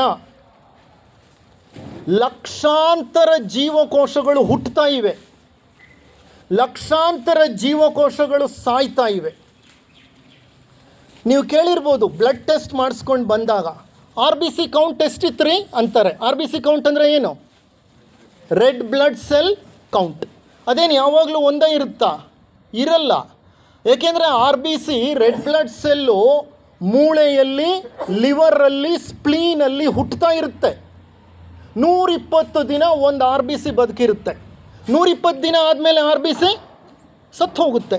ಹುಟ್ಟಿದ ರೆಡ್ ಬ್ಲಡ್ ಸೆಲ್ಲು ಶಿಶು ರಕ್ತ ಕಣ. 25-30 ದಿವಸ ಆಯಿತು ಅಂತಂದರೆ ಯೌವನವನ್ನು ತಲುಪಿದೆ. 70-60 ದಿನ ಆದಮೇಲೆ ಅದು ಮಧ್ಯ ವಯಸ್ಸಿಗೆ ಬಂದಿದೆ. 80-90 ಆದಮೇಲೆ ವೃದ್ಧಾಪ್ಯ. 120 ಆದಮೇಲೆ ಅದು ಸತ್ತೋಗುತ್ತೆ. ಎಲ್ಲಿ ಹೋಗಿ ಸಾಯುತ್ತೆ? ಎಲ್ಲಿ ಹುಟ್ಟಿತು? ಅದು ಮೂಳೆನಲ್ಲಿ ಹುಟ್ಟಿತು, ಇಲ್ಲ ಲಿವರಲ್ಲಿ ಹುಟ್ಟಿತು, ಇಲ್ಲ ಸ್ಪ್ಲೀನಲ್ಲಿ ಹುಟ್ಟಿತು, ಪಿತ್ತಜನಕಾಂಗ, ಗುಲ್ಮ, ಇಲ್ಲೆಲ್ಲ ಹುಟ್ಟಿರುತ್ತೆ. ಅದು ಹುಟ್ಟಿದ್ದು ಅಲ್ಲೇ ಹೋಗಿ ಸಾಯುತ್ತೆ. ಸತ್ತ ನಂತರ ಅದ್ರ ಒಳಗಡೆ ಏನಿತ್ತೋ ಅದೆಲ್ಲ ಅಲ್ಲಿ ಹೋಗುತ್ತೆ. ಮತ್ತೆ ಲಿವರಲ್ಲಿ, ಸ್ಪ್ಲೀನಲ್ಲಿ ಮತ್ತು ಬೋನಲ್ಲಿ ಹೊಸ ರಕ್ತ ಕಣ ಹುಟ್ಟುತ್ತೆ. Not only RBC, white blood cell, platelets, epithelial cells, neural cells, blood cells, ಎಲ್ಲ ಸೆಲ್ಗಳು, ಕನೆಕ್ಟಿವ್ ಟಿಶ್ಯೂ ಸೆಲ್ಸ್, ಎಲ್ಲ ಜೀವಕೋಶಗಳು ಹುಟ್ಟುತ್ತಾ ಇರ್ತವೆ. ಎಷ್ಟು ಕಾಲ ಬದುಕಿರಬೇಕೋ ಬದುಕಿರ್ತವೆ, ಎಷ್ಟು ಕಾಲಕ್ಕೆ ಸಾಯಬೇಕೋ ಸಾಯ್ತಾ ಇರ್ತವೆ. ರಕ್ತದ ಒಂದು ಪಿಕ್ಚರ್ನ ನೋಡಿದಾಗ ನಿಮಗೆ ಆಗ್ತಾನೆ ಹುಟ್ಟಿರೋ ಕೆಂಪು ರಕ್ತ ಕಣಗಳು ಕಾಣಿಸುತ್ತೆ, ಯೌವನದ್ದು ಕಾಣಿಸುತ್ತೆ, ಮುದಿ ವಯಸ್ಸಿಂದು ಕಾಣಿಸುತ್ತೆ, ಸಾಯ್ತಾ ಇರೋದು ಇನ್ನೇನು ಕೆಲವು ದಿನಗಳಲ್ಲಿ ಸತ್ತೋಗುವಂಥ ರಕ್ತ ಕಣನೂ ಸಿಕ್ಕುತ್ತೆ ನಿಮಗೆ. ಅಂದರೆ ಅರ್ಥ ಏನಂದರೆ, ಶರೀರದಲ್ಲೇ ಸೃಷ್ಟಿಯೂ ನಡೀತಾ ಇದೆ, ಸ್ಥಿತಿಯೂ ಇದೆ, ಲಯವೂ ನಡೀತಾ ಇದೆ. ಇದು ಆವರ್ತನ ನಡೀತಲೇ ಇರುತ್ತೆ. ಒಂದು ಕಡೆ ಬರ್ತಾ ಇರ್ತಾರೆ, ಒಂದು ಕಡೆ ಹೋಗ್ತಾ ಇರ್ತಾರೆ. ಯಾರೂ ಇಲ್ಲಿ ನೆಲೆ ನಿಲ್ಲೋರು ಯಾರೂ ಇಲ್ಲ. ವಯಸ್ಸಾದ ನಂತರ, ವೃದ್ಧಾಪ್ಯವನ್ನು ತಲುಪಿದ ಮೇಲೆ, ಜೀವ ಜರ್ಜರಿತವಾದ ಮೇಲೆ, ರೋಗಗ್ರಸ್ತವಾದ ಮೇಲೆ ಈ ಶರೀರವನ್ನು ವಿಸರ್ಜಿಸುತ್ತೇವಲ್ಲ, ಆ ವಿಸರ್ಜಿಸುವ ಕ್ರಿಯೆ ಖಂಡಿತವಾಗಿಯೂ ನೋವನ್ನು ಉಂಟು ಮಾಡುವಂಥ ಕ್ರಿಯೆ ಅಲ್ಲ. ಅದರ ಹಿಂದೆ ಭಯವೂ ಇಲ್ಲ, ಕ್ರೌರ್ಯವೂ ಇಲ್ಲ, ಅದರ ಹಿಂದೆ ಯಾವುದೇ ರೀತಿಯ ಭೀತಿಯೂ ಇಲ್ಲ. ಆದರೆ ನಾವು ಅದನ್ನು ಭಯಭೀತರಾಗಿ ಸೃಷ್ಟಿಸಿಕೊಂಡು ಬಿಟ್ಟಿದ್ದೇವೆ. ಅದು ನಮ್ಮ ತಪ್ಪು. ಅದಕ್ಕೆ ಶ್ರೀಕೃಷ್ಣ ಇದನ್ನು ಬಹಳ ಸುಂದರ ಉದಾಹರಣೆಯನ್ನು ಕೊಟ್ಟು ಹೇಳ್ತಾ ಇರೋದು, ಬಟ್ಟೆಯನ್ನು ತೆಗೆದು ಹಳೆಯ ಬಟ್ಟೆಯನ್ನು ಹೊಸ ಬಟ್ಟೆಯನ್ನು ಹಾಕಿಕೊಂಡ ಹಾಗೆ. ಆದರೆ ವ್ಯಾವಹಾರಿಕವಾಗಿ ನಾವೇನು ಮಾಡ್ಕೊಂಡು ಬಿಟ್ಟಿದ್ದೀವಿ, ಈ ಹುಟ್ಟು ಸಾವುಗಳನ್ನು ಮತ್ತೊಂದು ರೀತಿ ಅರ್ಥ ಮಾಡ್ಕೋತೀವಿ. ಯಾವ ರೀತಿ? ಹುಟ್ಟು ಸಾವುಗಳೆಂಬ ಸ್ವಾಭಾವಿಕ ಘಟನೆಗಳ ಹಿಂದೆ ನಗು, ಅಳು, ಸಂಭ್ರಮ, ಸಂತಾಪ ಎಲ್ಲವನ್ನು ಸೃಷ್ಟಿ ಮಾಡ್ಕೊಂಡು ಬಿಟ್ಟಿದ್ದೀವಿ. ಮಗು ಹುಟ್ಟಿದಾಗ ಜೋರಾಗಿ ಅಳ್ತಾ ಇರುತ್ತೆ. ಯಾಕೆ ಅಳ್ತಾ ಇರುತ್ತೆ ಮಗು? ಅಯ್ಯೋ, ಇಷ್ಟು ದಿವಸ ಇಷ್ಟು ಆರಾಮಾಗಿದ್ದೆ ನಾನು, ಮತ್ತೆ ನನ್ನ ನೀ ಮರ್ತ್ಯಲೋಕಕ್ಕೆ ಕಳಿಸಿದಾರಲ್ಲ, ನನಗಿನ್ನೂ ಏನೇನು ಮುಂದೆ ಕಾದಿದೆಯೋ ಅಂತ ಆತ್ಮ ಅಳುತ್ತೆ. ಆದರೆ ಅಳ್ತಾ ಇರೋ ಮಗುನ ನೋಡಿ ನಾವೆಲ್ಲ ಏನು ಮಾಡ್ತೀವಿ? ತಂದೆ ತಾಯಿ, ಅಕ್ಕ ತಂಗಿ, ಅಣ್ಣ ತಮ್ಮ, ಸುತ್ತಲೂ ಇರೋರೆಲ್ಲರೂ ಏನು ಮಾಡ್ತೀವಿ? ನಗ್ತಾ ಇರ್ತೀವಿ, ಸುಖವಾಗಿ ಮಗು ಹುಟ್ಟಿತು ಮನೆಯಲ್ಲಿ ಅಂತ ಸಂತೋಷ ಪಡ್ತಾ ಇರ್ತೀವಿ. ಆದರೆ ಮಗು ಅಳ್ತಾ ಇರುತ್ತೆ, ನಾನು ಯಾಕಾದರೂ ಬಂದೆ ಇಲ್ಲಿಗೆ ಅಂತ. ಸಾಯೋವಾಗ ಏನಾಗುತ್ತೆ? ಮರಣ ಹೊಂದೋವಾಗ ಏನಾಗುತ್ತೆ? ಆತ್ಮ ಸಾಕಪ್ಪ ಸಾಕು, ಈ ಜೀವನ ಸಾಕು, ಈ ಸಾಂದ್ರವಾದ ಹೈ ಡೆನ್ಸಿಟಿ ಶರೀರವನ್ನು ಹೊತ್ಕೊಂಡು ಇಷ್ಟು ರೋಗಗಳಿಗೆ, ಎಷ್ಟು ಸುಖ ದುಃಖಗಳಿಗೆ ಈಡಾಗಿ ನಾನು ಜೀವನ ನಡೆಸಿದ್ದೀನಿ. ಅಪ್ಪ, ಇವತ್ತಿಗೆ ನನಗೆ ಬಿಡುಗಡೆ ಸಿಕ್ತು. ಒಂದು 40-50 ವರ್ಷ ಯಾರೋ ಒಬ್ಬ ಖೈದಿಯನ್ನು ತಂದು ಜೈಲಲ್ಲಿ ಹಾಕಿ ಅವನನ್ನು ಹೊರಗೆ ಬಿಟ್ಟಾಗ ಅವನಿಗೆ ಎಷ್ಟು ಸಂತೋಷ ಆಗತ್ತೆ, ಆತ್ಮಕ್ಕೆ ಅಷ್ಟು ಸಂತೋಷ ಆಗತ್ತೆ ಶರೀರವನ್ನು ಬಿಟ್ಟು ಹೋಗೋವಾಗ. ಅದು ಸಂತೋಷವಾಗಿ ಹೊರಟು ಹೋಗ್ತಾ ಇದೆ. ಆದರೆ ಸುತ್ತಲೂ ನಿಂತ್ಕೊಂಡಿರೋ ಜನ ಎಲ್ಲ ಏನು ಮಾಡ್ತಿರ್ತಾರೆ? ಅಳ್ತಾ ಇರ್ತಾರೆ. ನೋಡಿ, ಅಳು ನಗು ಅನ್ನೋಂಥದ್ದು ಎಂತಹ ಕಾಂಟೆಕ್ಸ್ಟ್ ಇದೆ, ಎಂಥ ಹಿನ್ನೆಲೆ ಇದೆ. ಈ ಜನನದ ಬಗ್ಗೆನೂ ನಮಗೆ ಗೊತ್ತಿಲ್ಲ, ಮರಣದ ಬಗ್ಗೆನೂ ನಮಗೆ ಗೊತ್ತಿಲ್ಲ, ಜೀವನದ ಉದ್ದೇಶ ಗೊತ್ತಿಲ್ಲ, ಮರಣದ ಅರ್ಥ ಗೊತ್ತಿಲ್ಲ, ನಾನು ಯಾರು ಅಂದರೆ ಗೊತ್ತಿಲ್ಲ, ಆತ್ಮ ಪರಿಚಯ ಇಲ್ಲ, ಬ್ರಹ್ಮಜ್ಞಾನವಿಲ್ಲ. ಹಗಲು ರಾತ್ರಿ ಅರಿಷಡ್ ವರ್ಗಗಳ ಮಧ್ಯೆ ಅವಿದ್ಯೆಯಲ್ಲೇ ನಮ್ಮ ಜೀವನವನ್ನು ವ್ಯರ್ಥ ಮಾಡ್ಕೊಂಡು ಬಿಡ್ತೇವೆ. ಈ ಒಂದು ಸತ್ಯವನ್ನು ಡಿ.ವಿ. ಗುಂಡಪ್ಪನವರು ತಮ್ಮ ಕಗ್ಗದಲ್ಲಿ ಬಹಳ ಸುಂದರವಾಗಿ ಬರೀತಾರೆ. ಡಿ.ವಿ. ಗುಂಡಪ್ಪನವ್ರ ಹೆಸರು ಎಷ್ಟು ಜನಕ್ಕೆ ಗೊತ್ತು? ಇಲ್ಲಿ ದಯವಿಟ್ಟು ಕೈ ಎತ್ತಿ. ಎಷ್ಟು ಜನಕ್ಕೆ ಡಿ.ವಿ.ಜಿ ಅವರ ಹೆಸರು ಗೊತ್ತು? ಯಾರು ಡಿ.ವಿ.ಜಿ ಅಂದರೆ? ಡಿ.ವಿ. ಗುಂಡಪ್ಪ, ದೇವನಹಳ್ಳಿ ವೆಂಕಟರಮಣಯ್ಯ ಗುಂಡಪ್ಪ. ಅವರು SSLCಯಲ್ಲಿ ಫೇಲ್ ಆದರು. ಯಾವ ಸಬ್ಜೆಕ್ಟಲ್ಲಿ? ಮ್ಯಾಥಮ್ಯಾಟಿಕ್ಸಲ್ಲೂ ಫೇಲ್ ಆದರು, ಕನ್ನಡದಲ್ಲಿ ಫೇಲ್ ಆದರು. ಆದರೆ ಅವರು ಬರೆದಿರೋಂತಹ ಸಾಹಿತ್ಯವನ್ನು ರಿಸರ್ಚ್ ಥೀಸಿಸ್ ಆಗಿ ತಗೊಂಡು PhD ಪಡ್ಕೊಂಡಿರೋರು 100 ಜನ ವಿದ್ಯಾರ್ಥಿಗಳಿದ್ದಾರೆ. SSLC ಫೇಲ್ ಆದಂಥ ವಿದ್ಯಾರ್ಥಿ ಬರೆದ ಗ್ರಂಥಗಳ ಮೇಲೆ PhD ಮಾಡಿದ್ದಾರೆ ನೂರಾರು ವಿದ್ಯಾರ್ಥಿಗಳು. ಅಂದರೆ ಆತ ಇನ್ನೆಂತಹ ಮಹಾನುಭಾವ, ಇನ್ನೆಂತಹ ಮಹಾನ್ ವ್ಯಕ್ತಿ. ಗೋಖಲೆ ಸಾರ್ವಜನಿಕ ಸಂಸ್ಥೆಯನ್ನು ಪ್ರಾರಂಭ ಮಾಡಿದ್ದು ಬುಲ್ ಟೆಂಪಲ್ ರೋಡ್ನಲ್ಲಿ ಡಿ ವಿ ಗುಂಡಪ್ಪನವರೇ. ಬಹಳ ಸರಳ ಜೀವಿ, ನಿಸ್ಪೃಹ ಜೀವಿ, ದೈವಿ ಮನುಷ್ಯ. ಅಂತಹ ಡಿ ವಿ ಗುಂಡಪ್ಪನವರು ಬರೆದಂಥ ಕಗ್ಗಗಳಲ್ಲಿ ಒಂದು ಕಗ್ಗವನ್ನು ನಿಮ್ಮ ಮುಂದೆ ಇಡ್ತೀನಿ. ಈ ಜೀವನದ ಸತ್ಯವನ್ನು, ಮರಣದ ಅರ್ಥವನ್ನು ಅದು ತಿಳಿಸಿಕೊಡುತ್ತೆ. ತೊಟ್ಟಿಲುಗಳೆಷ್ಟೋ ಮಸಣಗಳಷ್ಟು ಧರೆಯೊಳಗೆ, ತೊಟ್ಟಿಲಿಗೆ ಹಬ್ಬ ಮಸಣವು ತಿಂದು ತೇಗುತ್ತಿರಲು, ಹುಟ್ಟಿದವರೆಲ್ಲ ಸಾಯದೆ ನಿಲ್ಗೆ, ಹುಟ್ಟುವವರಿಗೆ ಎಡೆಯಲ್ಲಿ ಮಂಕುತಿಮ್ಮ. 4 ಸಾಲು ಏನು ಹೇಳುತ್ತೆ? ತೊಟ್ಟಿಲುಗಳೆಷ್ಟೋ ಮಸಣಗಳಷ್ಟು ಧರೆಯೊಳಗೆ.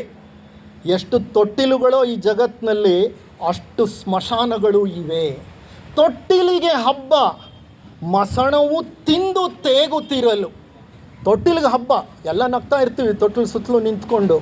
ಮಸಣವು ತಿಂದು ತೇಗುತ್ತಿರಲು ಅಂದರೆ ಮಸಣಕ್ಕೆ ಹೋಗಿದ್ದ ಹೆಣ ಎಂದಿಗೂ ಹಿಂತಿರುಗಿ ವಾಪಸ್ಸು ಬರೋದಿಲ್ಲ. ಅದಕ್ಕೆ ನಾವು ಹೇಳ್ತಾ ಇರ್ತೀವಿ, ಗೌರ್ಮೆಂಟಿಗೆ ಹೋದ ಹೆಣ, ಸ್ಮಶಾನಕ್ಕೆ ಹೋದ ಹೆಣ ಎರಡೂ ವಾಪಸ್ ಬರಲ್ಲ ಅಂತ. ಓಕೆ, ಸೊ ಹೀಗೆ ಸ್ಮಶಾನಕ್ಕೆ ಹೋದಂತಹ ಈ ಒಂದು ಅಂದರೆ ಎಷ್ಟು ತೊಟ್ಟಿಲುಗಳಿದೆಯೋ ಅಷ್ಟು ಮಸಣಗಳಿವೆ. ಮಸಣಕ್ಕೆ ಹೋದಂಥ ಹೆಣವನ್ನು ಮಸಣ ತಿಂದು ಮುಗಿಸ್ಬಿಡುತ್ತೆ. ಹುಟ್ಟಿದವರೆಲ್ಲ ಸಾಯದೆ ನಿಲ್ಗೆ ಅಂದರೆ ನಿಂತರೆ.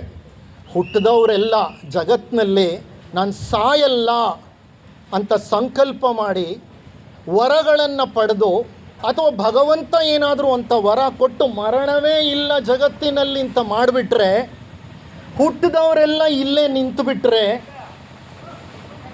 ಹುಟ್ಟಿದವರೆಲ್ಲ ಸಾಯದೆ ನಿಲ್ಗೆ, ಹುಟ್ಟುವವರಿಗೆ ಎಡೆಯಲ್ಲಿ ಮಂಕುತಿಮ್ಮ. ಹುಟ್ಟೋರಿಗೆ ಎಲ್ಲಿದೆ ಸ್ಥಳ? ನೀವೇ ಒಂದು ನಿಮಿಷ ನೀವು ನಿಮ್ಮ ಮನಸ್ಸಿನಲ್ಲಿ ಒಂದು ಚಿತ್ರ ಮಾಡ್ಕೊಳ್ಳಿ. ತಂದೆ, ತಾಯಿ, ಅಜ್ಜ, ಅಜ್ಜಿ, ಮುತ್ತಜ್ಜಿ, ಕೋಲ್ತಾತ, ಕೋಲಜ್ಜಿ, ಅವ್ರ ತಂದೆ ಯಾರೂ ಸತ್ತಿಲ್ಲದೆ ಈಗ ಇದ್ದಿದ್ದಿದ್ರೆ ಹೇಗಿರ್ತಿತ್ತು ಈ ಜಗತ್ತು? ಯಾವ ಪ್ರಾಣಿನೂ ಸಾಯಲಿಲ್ಲ, ಯಾವ ಮನುಷ್ಯನೂ ಸಾಯಲಿಲ್ಲ. ಎಲ್ಲರೂ ಜರ್ಜರಿತವಾದ, ರೋಗಗ್ರಸ್ತವಾದ, ಕೃಶವಾದ, ನೋವನ್ನು ಕೊಡ್ತಾ ಇರುವಂತಹ ಆ ಶರೀರಗಳನ್ನು ಹೊತ್ಕೊಂಡು ಇಲ್ಲೇ ಓಡಾಡ್ತಾ ಇದ್ದಾರೆ ಎಂದಿದ್ದರೆ ಈ ಜಗತ್ತು ನರಕ ಸದೃಶವಾಗಿ ಬಿಡ್ತಿತ್ತು. ಈ ರೀತಿ ಇರ್ತಿರಲಿಲ್ಲ. ಇವತ್ತು ಜಗತ್ತು ಅಷ್ಟು ಇಷ್ಟು ಸುಖವನ್ನು ನಿಮಗೆ ಕೊಡ್ತಾ ಇದೆ ಅಂದರೆ ಅದಕ್ಕೆ ಮುಖ್ಯ ಕಾರಣ, ಬಂದವರು ಎಲ್ಲರೂ ಶಾಶ್ವತವಾಗಿ ಇಲ್ಲಿ ನೆಲೆಸ್ತಿಲ್ಲ. ಬಂದವರು ಒಂದು ಹಂತ ಮುಗಿದ ಮೇಲೆ ಏನಾಗ್ತಿದ್ದಾರೆ? ಅವ್ರ ಪ್ರಯಾಣವನ್ನು ಮುಗಿಸ್ಕೊಂಡು ಹಿಂತಿರುಗಿ ಹೊರಟು ಹೋಗ್ತಿದ್ದಾರೆ. ಹೋಗದೆ ಇದ್ದಿದ್ದರೆ, ಮರಣ ಇಲ್ಲದೆ ಇದ್ದಿದ್ದರೆ, this would have been a hell. ಈ ಒಂದು ಜಗತ್ತು ನರಕವಾಗಿರುತ್ತಿತ್ತು. ಅದಕ್ಕೆ ಡಿ ವಿ ಗುಂಡಪ್ಪನವ್ರು ಹೇಳ್ತಾರೆ, ಅಂತೋ ಇಂತೋ ಎಂತೋ ಜೀವಕತೆ ಮುಗಿಯುವುದು, ಅಂದೋ ಇಂದೋ ಎಂದೋ ಜನುಮ ಕಳೆಯುವುದು. ಎಷ್ಟು ಚೆನ್ನಾಗಿ ಬರೀತಾರೆ ನೋಡಿ. ಅಂತೋ ಇಂತೋ ಎಂತೋ ಜೀವಕತೆ ಮುಗಿಯುವುದು, ಅಂದೋ ಇಂದೋ ಎಂದೋ ಜನುಮ ಕಳೆಯುವುದು. ಒಂದೇ ಮರೆವಿನ ಮುಸುಕಲಿಹುದೆಲ್ಲವನು, ಸಂತಸದ ಮಾತಿಷ್ಟೆ ಮಂಕುತಿಮ್ಮ.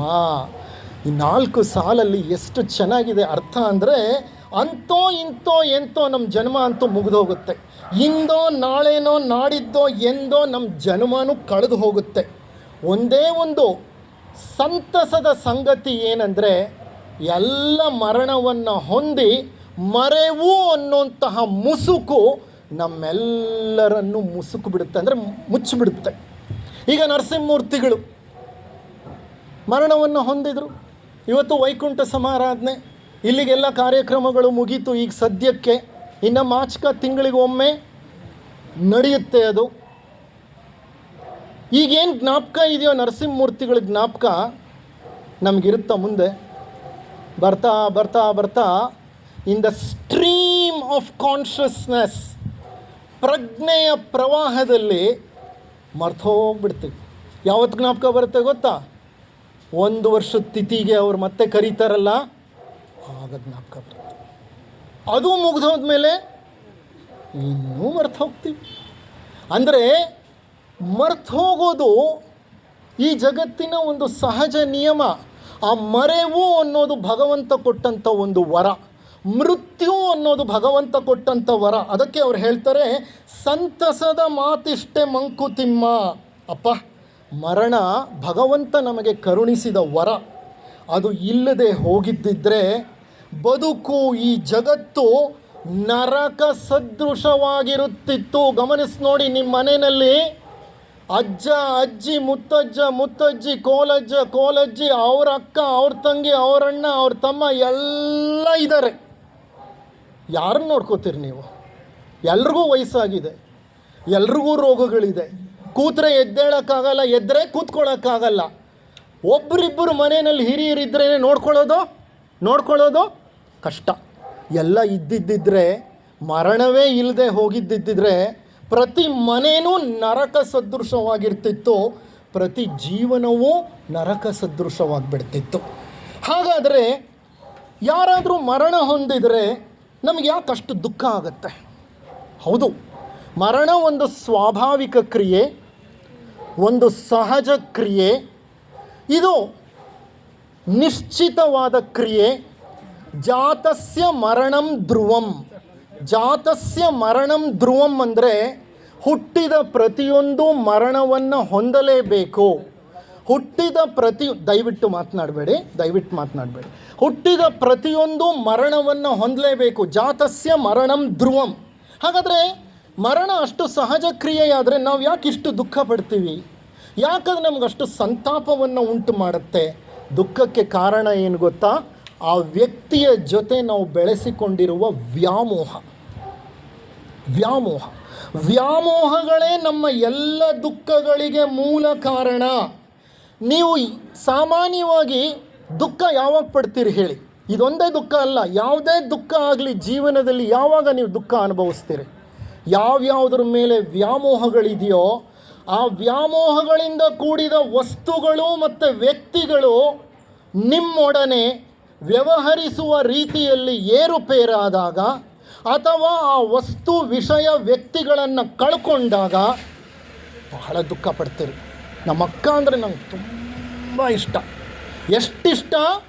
ಪ್ರೀತಿ ಪ್ರೇಮ ಎರಡೇ ಅಲ್ಲ, ವ್ಯಾಮೋಹ.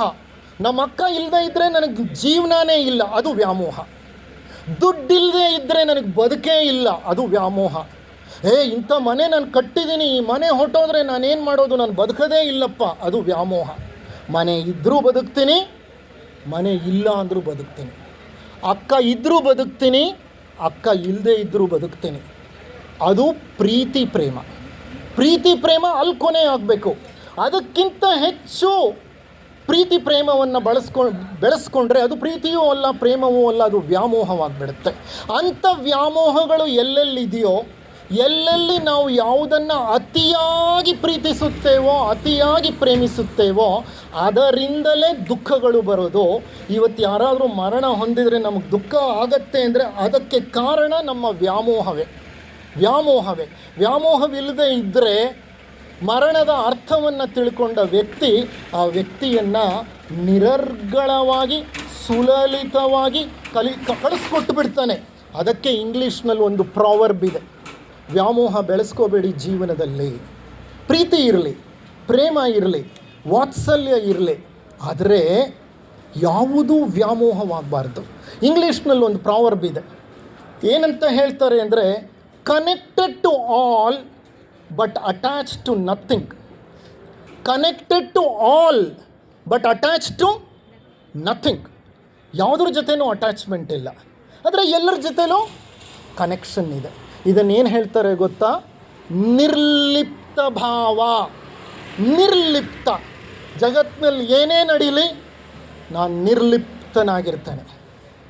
ಬಿಕಾಸ್ ನನಗೆ ವ್ಯಾಮೋಹ ಇಲ್ಲ ಯಾವುದ್ರ ಮೇಲೂ. ಈ ವ್ಯಾಮೋಹಗಳೇ ಮರಣದ ಸಮಯದಲ್ಲೂ ನಮಗೆ ಅತೀವ ನೋವನ್ನು ಉಂಟು ಮಾಡೋದು. ಮರಣ ಹೊಂದಿದ ಮೇಲೆ ಪ್ರೇತವಾಗಿ ಮತ್ತೆ ಬಂದು ಆ ಶರೀರವನ್ನು ಸೇರಿಕೊಳ್ಳಿಕ್ಕೆ ಪ್ರಯತ್ನ ಪಡ್ತೀವಿ ನಾವು ವ್ಯಾಮೋಹ ಇದ್ದರೆ. I am telling you, the wonderful part of after death. ಮರಣ ಹೊಂದಿದ ಮೇಲೆ ನಮ್ಮ ಆತ್ಮ ಮೇಲೆದ್ದು ಪ್ರಾಣ ಶರೀರವನ್ನು ಸೇರಿಬಿಡುತ್ತೆ. ಆ ಪ್ರಾಣ ಶರೀರ ಪ್ರೇತವಾಗತ್ತೆ. ಅದಕ್ಕೆ ಪ್ರೇತ ಕರ್ಮಗಳನ್ನು ಮಾಡಿಸೋದು ಸ್ಮಶಾನದಲ್ಲಿ.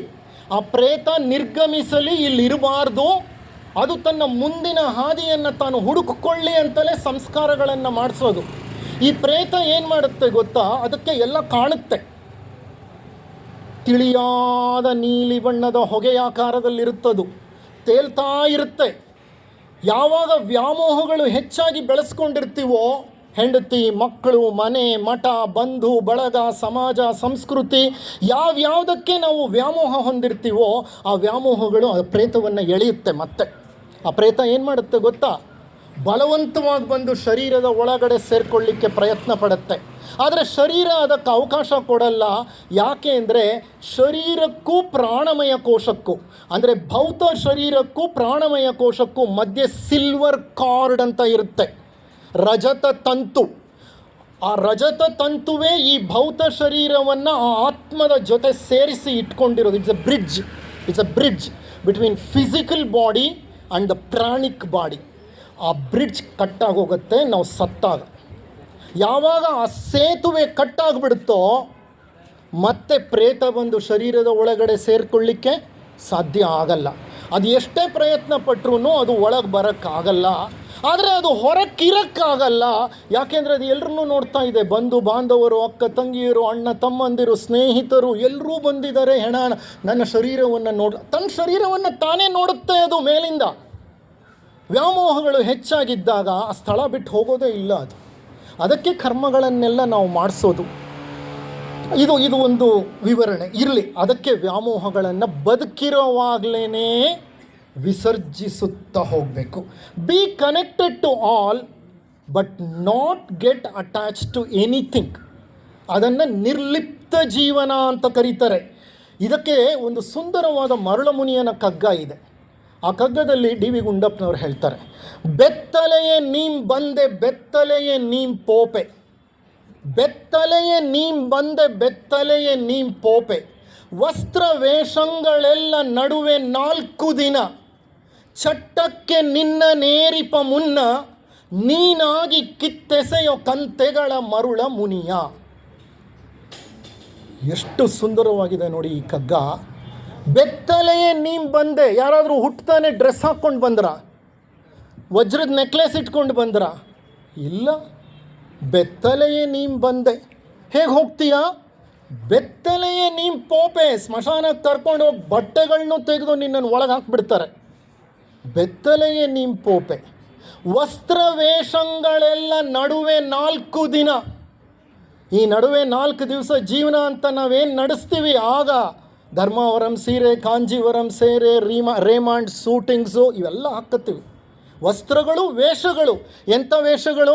ಯಾರಿಗೋ ನನ್ನ ತಂದೆ, ಯಾರಿಗೋ ನಾನು ಅಣ್ಣ, ಇನ್ಯಾರಿಗೋ ನನ್ನ ತಮ್ಮ, ಮತ್ತಾರಿಗೋ ನಾನು ಟೀಚರು, ಇನ್ಯಾರಿಗೋ ಒಬ್ರಿಗೆ ಡಾಕ್ಟ್ರು, ಮತ್ತಾರಿಗೋ ಒಬ್ಬ ನಾನು ಬಂಧು ಬಳಗ.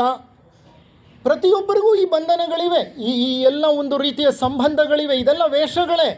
ಯಾರಿಗೋ ತಂದೆಯಾಗಿ ಆ್ಯಕ್ಟಿಂಗ್ ಮಾಡ್ತೀನಿ, ಯಾರಿಗೋ ನಾನು ತಮ್ಮನಾಗೆ ಆ್ಯಕ್ಟಿಂಗ್ ಮಾಡ್ತೀನಿ, ಇನ್ಯಾರಿಗೋ ನಾನು ಅಣ್ಣನಾಗೆ ಆ್ಯಕ್ಟಿಂಗ್ ಮಾಡ್ತೀನಿ. ಇದೆಲ್ಲ ಬೇಕು.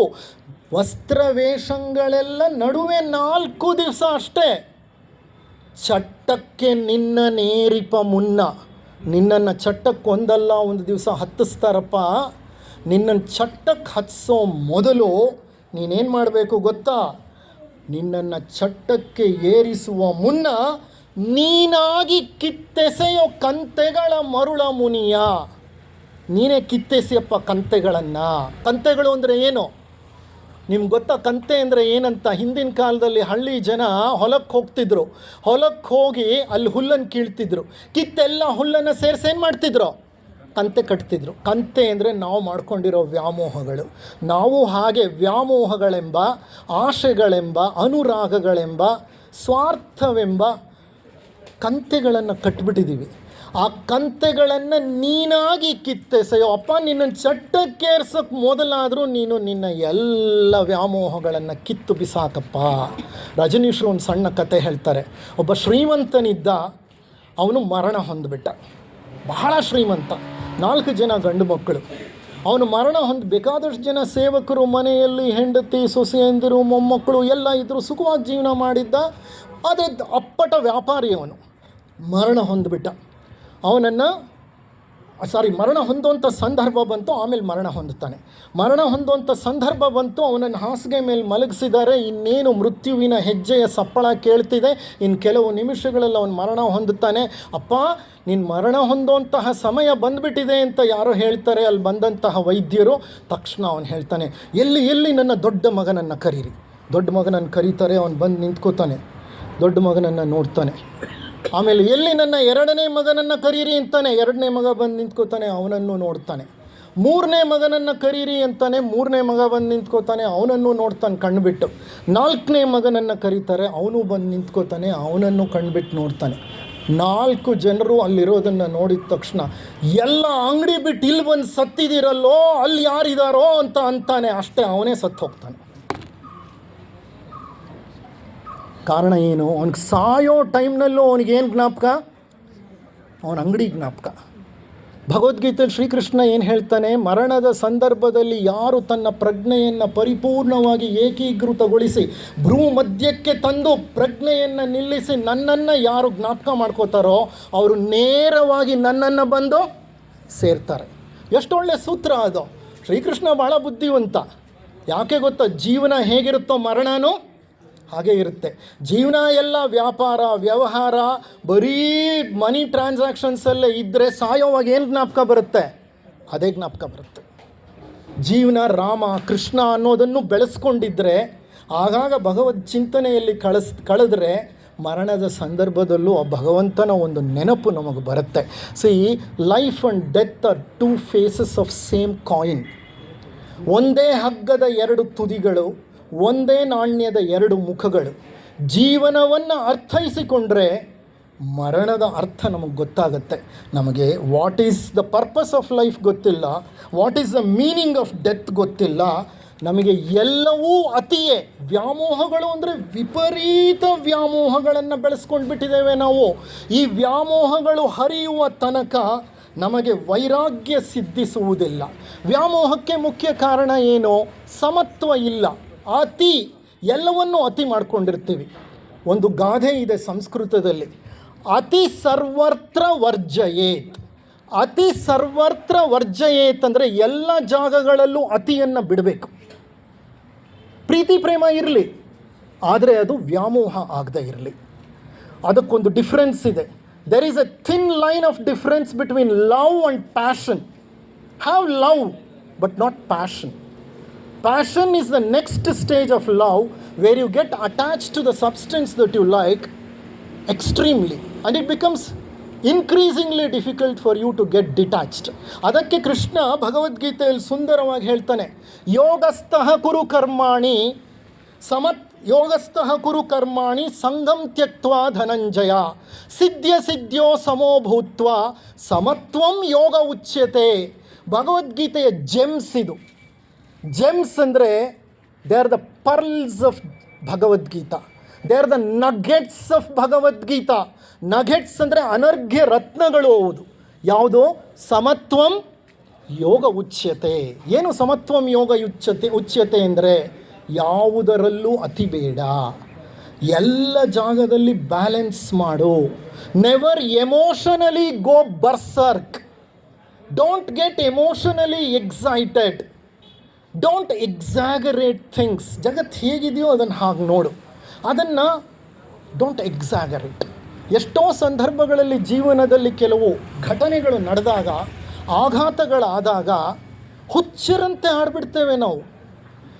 ಭಾವೋದ್ರೇಕವನ್ನು ಹೊಂದಿಬಿಡ್ತಾರೆ ಕೆಲವರು. ಎಷ್ಟು ಭಾವೋದ್ರೇಕ ಅಂತಂದರೆ ಹುಚ್ಚಾಗಿ ಆಡಿ ಅವರೂ ತಮ್ಮ ಸಮಸ್ಥಿತಿಯನ್ನು ಕಳ್ಕೋತಾರೆ, ಪರಿಸರವನ್ನು ಹಾಳು ಮಾಡ್ತಾರೆ, ಇತರ ವ್ಯಕ್ತಿಗಳ ಮೇಲೂ ದಾಳಿ ಮಾಡಿಬಿಡ್ತಾರೆ. ಬೇರೆ ವ್ಯಕ್ತಿಗಳು ಸಮಸ್ಥಿತಿ ಕಳ್ಕೊಳ್ಳೋಂತಹ ಪರಿಸ್ಥಿತಿ ಬಂದುಬಿಡುತ್ತೆ. That is a reason why striking balance in life is very very very important. ಈ ಸಂದರ್ಭದಲ್ಲಿ ನಾ ಏನು ಹೇಳ್ತೇನೆ ಅಂದರೆ, be connected to everything but don't attach to everything. ಅದು ಸ್ಥಿತಪ್ರಜ್ಞ ಸ್ಥಿತಿ, ಅದನ್ನು ನಿರ್ಲಿಪ್ತ ಭಾವ ಅಂತಾರೆ. ಅಂದರೆ ಎಲ್ಲರೊಡನೆ ಇರಬೇಕು, ಇರದಂತೆ ಇರಬೇಕು, ಎಲ್ಲರೊಡನೆ ಇರಬೇಕು, ಇರದಂತೆ ಇರಬೇಕು, ಮಾಡೋದೆಲ್ಲ ಮಾಡಬೇಕು, ಮಾಡದಂತಿರಬೇಕು. ಎಷ್ಟು ಕಷ್ಟ ಗೊತ್ತಾ? ಎಲ್ಲ ಮಾಡ್ತಿರಬೇಕು, ಆದರೆ ಮಾಡ್ತಿರೋ ನಾನು ಅನ್ನೋ ಭಾವ ಇರಬಾರ್ದು, ಮತ್ತು ಮಾಡ್ತಿದ್ದೀನಿ ಅನ್ನೋಂತಹ ಒಂದು ಭಾವವು ನಮ್ಮಲ್ಲಿರಬಾರ್ದು. ಮಾಡಬೇಕಾಗಿರೋದು ಕರ್ತವ್ಯ, ನಾನು ಮಾಡ್ತಾ ಇದ್ದೇನೆ, ಅದರಲ್ಲಿ ಉತ್ಪ್ರೇಕ್ಷೆ ಏನು ಬೇಡ. ಇದಕ್ಕೆ ಸಂಬಂಧಪಟ್ಟ ಹಾಗೆ ಮಾಡುವಂತಿರಬೇಕು, ಮಾಡದಂತಿರಬೇಕು, ಮಾಡುವ ಮಾಟದಲ್ಲಿ ನಾನಿಲ್ಲದಂತಿರಬೇಕು. ಒಂದು ಸುಂದರವಾದಂಥ ಬಸವಣ್ಣನವರ ವಚನ ಇದೆ. ಆ ವಚನವನ್ನು ಡಾಕ್ಟರ್ ಜ್ಯೋತಿಯವರು ಹಾಡ್ತಾರೆ. ಅದಾದಮೇಲೆ 10 ನಿಮಿಷಗಳ ಕಾಲ ಮಾತನಾಡಿ ಈ ಒಂದು ಸತ್ಸಂಗವನ್ನು ಮುಕ್ತಾಯ ಮಾಡ್ತಾನೆ.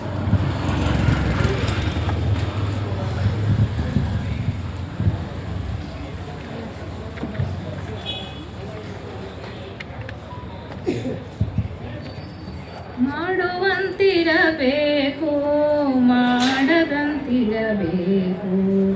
ಮಾಡುವಂತಿರಬೇಕು, ಮಾಡದಂತಿರಬೇಕು, ಮಾಡುವ ಮಾಟದಲ್ಲಿ ತಾನಿಲ್ಲದಂತಿರಬೇಕು, ಮಾಡುವ ಮಾಟದಲ್ಲಿ ತಾನಿಲ್ಲದಂತಿರಬೇಕು, ಮಾಡುವಂತಿರಬೇಕು, ಮಾಡದಂತಿರಬೇಕು.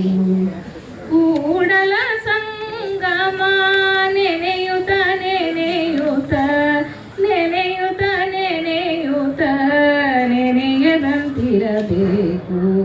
ಕೂಡಲ ಸಂಗನ ನೆನೆಯುತ ನೆನೆಯುತ ನೆನೆಯುತ ನೆನೆಯುತ ನೆನೆಯದಂತಿರಬೇಕು. ಮಾಡುವಂತಿರಬೇಕು, ಮಾಡದಂತಿರಬೇಕು, ಮಾಡುವ ಮಾಟದಲ್ಲಿ ತಾನಿಲ್ಲದಂತಿರಬೇಕು, ಮಾಡುವ ಮಾಟದಲ್ಲಿ ತಾನಿಲ್ಲದಂತಿರಬೇಕು, ಮಾಡುವಂತಿರಬೇಕು, ಮಾಡದಂತಿರಬೇಕು, ಮಾಡುವಂತಿರಬೇಕು, ಮಾಡದಂತಿರಬೇಕು. Thank you.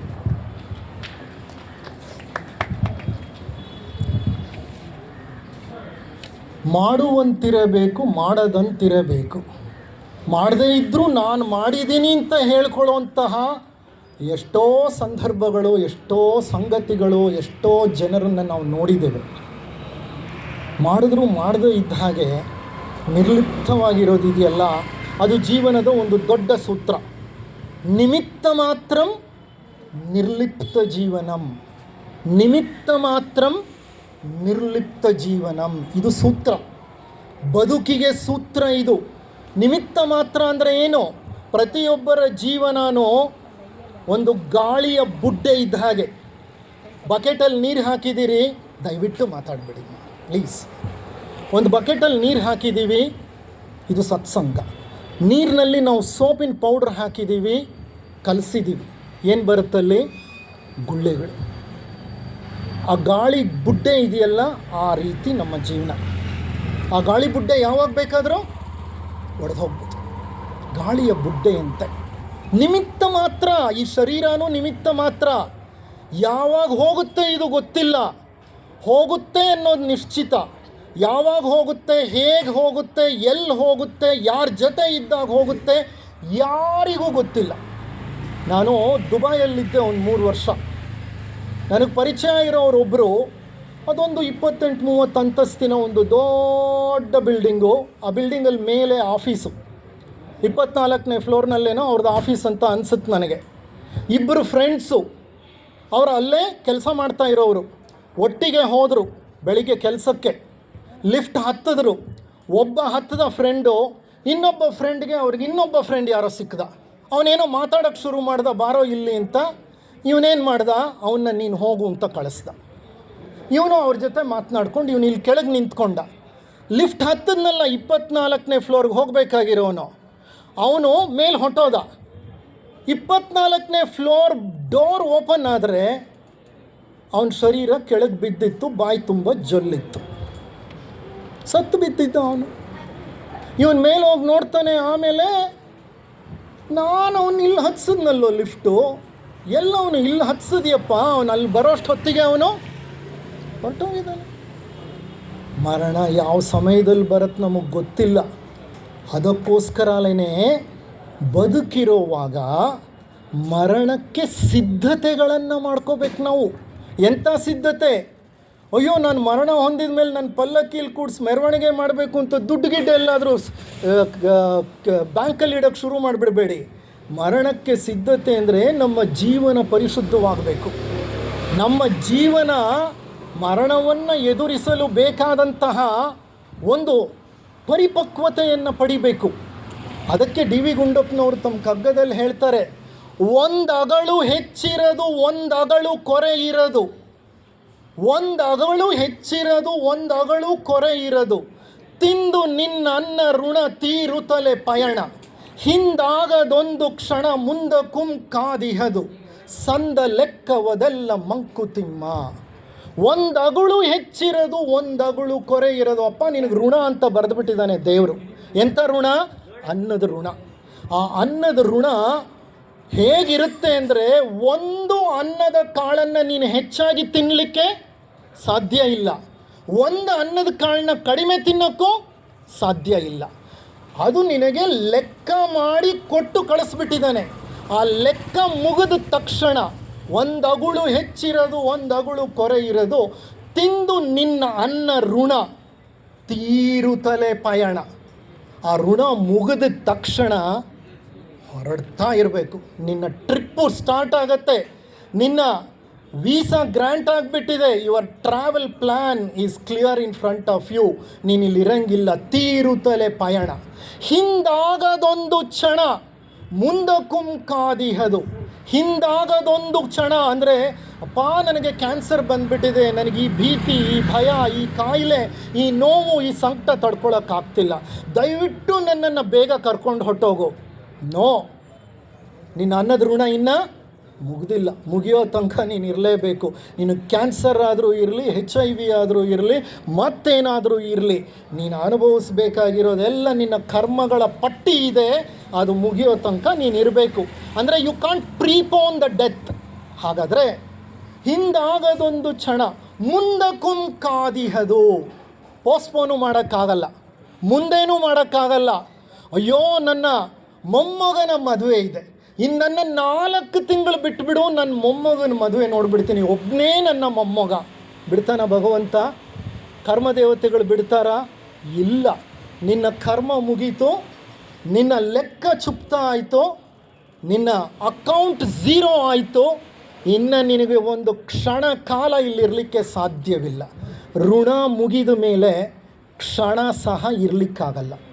ಋಣ ಮುಗಿದ ಮೇಲೆ ಕ್ಷಣ ಸಹ ಇರಲಿಕ್ಕಾಗಲ್ಲ. ಮುಗೀತು ಅಲ್ಲಿಗೆ.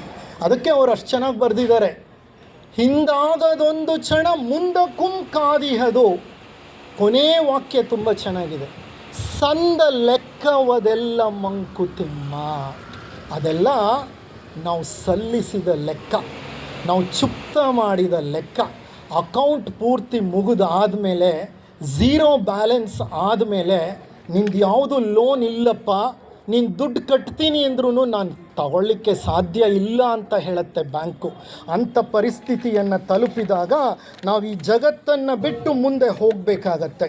ಹಾಗಾಗಿ ಆತ್ಮೀಯರೇ, ಸೋದರ ಸೋದರಿಯರೇ, ಇಂದಿನ ಈ ಒಂದು ಸತ್ಸಂಗದಲ್ಲಿ ನಾವು ಅರ್ಥ ಮಾಡಿಕೊಂಡ 3 ಮುಖ್ಯ ವಿಷಯಗಳು: ಆತ್ಮ ಅವಿನಾಶಿ, ಆತ್ಮ ಅನಂತ ಪ್ರಯಾಣದಲ್ಲಿದೆ, ಆತ್ಮ ನಿರಾಕಾರ ಸೂಕ್ಷ್ಮ ಒಂದು ತತ್ವ, ಆ ಆತ್ಮವು ಮಾತ್ರ ಸತ್ಯ, ಉಳಿದದ್ದೆಲ್ಲ ಮಿಥ್ಯ.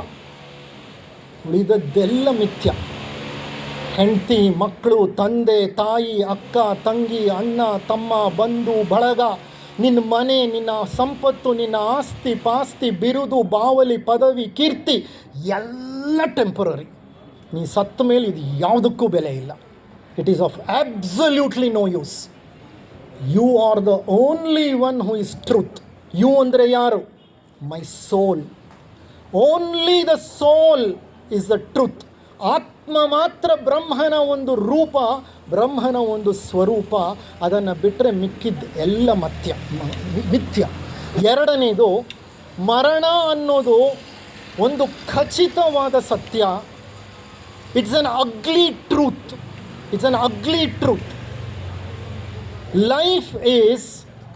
Life is a beautiful lie, but death is an ugly truth.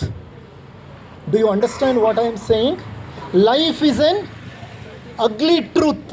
It's ugly, but ನಮಗೆ ಇದು ಟ್ರೂತ್ ಅಂತ ಅನಿಸುತ್ತೆ. Life is an ugly truth, but life is a beautiful lie. Life is a beautiful lie. ಸುಂದರವಾದ ಸುಳ್ಳು ಅದು ಜೀವನ ಅನ್ನೋದು. Death is an ugly truth. ಮರಣ ಅನ್ನೋದು ಒಂದು ಅಗ್ಲಿ ಸತ್ಯ. Is a starking reality. ಯಾವಾಗ ಬೇಕಾದರೂ ನಮ್ಮನ್ನು ಆವರಿಸಬಹುದು. ಹಾಗಿದ್ದಲ್ಲಿ ಮರಣವನ್ನು ಎದುರಿಸಲಿಕ್ಕೆ ನಾವೇನು ಮಾಡಬೇಕು? ಜೀವನದಲ್ಲಿ ಸಿದ್ಧತೆಗಳನ್ನು ಮಾಡ್ಕೋಬೇಕು. ಹೇಗೆ ಜೀವನದಲ್ಲಿ ಸಿದ್ಧತೆ ಮಾಡ್ಕೊಳ್ಳೋದು? ಮರಣವನ್ನು ಎದುರಿಸಲಿಕ್ಕೆ ವ್ಯಾಮೋಹಗಳನ್ನು ಕಳೆದು ಹಾಕ್ಕೋಬೇಕು. ಪ್ರೀತಿ, ಪ್ರೇಮ, ವಾತ್ಸಲ್ಯ, ಕರುಣೆ, ಅನುಕಂಪ ಎಲ್ಲ ಇರಲಿ, ಆದರೆ ಇವು ಯಾವುದೂ ವ್ಯಾಮೋಹಗಳಾಗಬಾರ್ದು. Be connected to all but attach to nothing. ಕೊನೆಯಲ್ಲಿ ಒಂದು ಹಾಡನ್ನು ಜ್ಯೋತಿಯವರು ಹಾಡ್ತಾರೆ, ಶಿವನಾಗು ಭವನಾಗು ಅಂತ. ಆ ಹಾಡಿನ ಜೊತೆಗೆ ಮೌನವಾಗಿ ಈ ಒಂದು ಹಾಡನ್ನು ಕೇಳಿ. ಬಹಳ ಸುಂದರವಾದ ಸಂದೇಶ ಇದೆ. ಆ ಹಾಡಿನ ನಂತರ ಸತ್ಸಂಗ ಮುಕ್ತಾಯವಾಗುತ್ತೆ. ನಿಮ್ಮೆಲ್ಲರಿಗೂ ನನ್ನ ವಂದನೆಗಳು.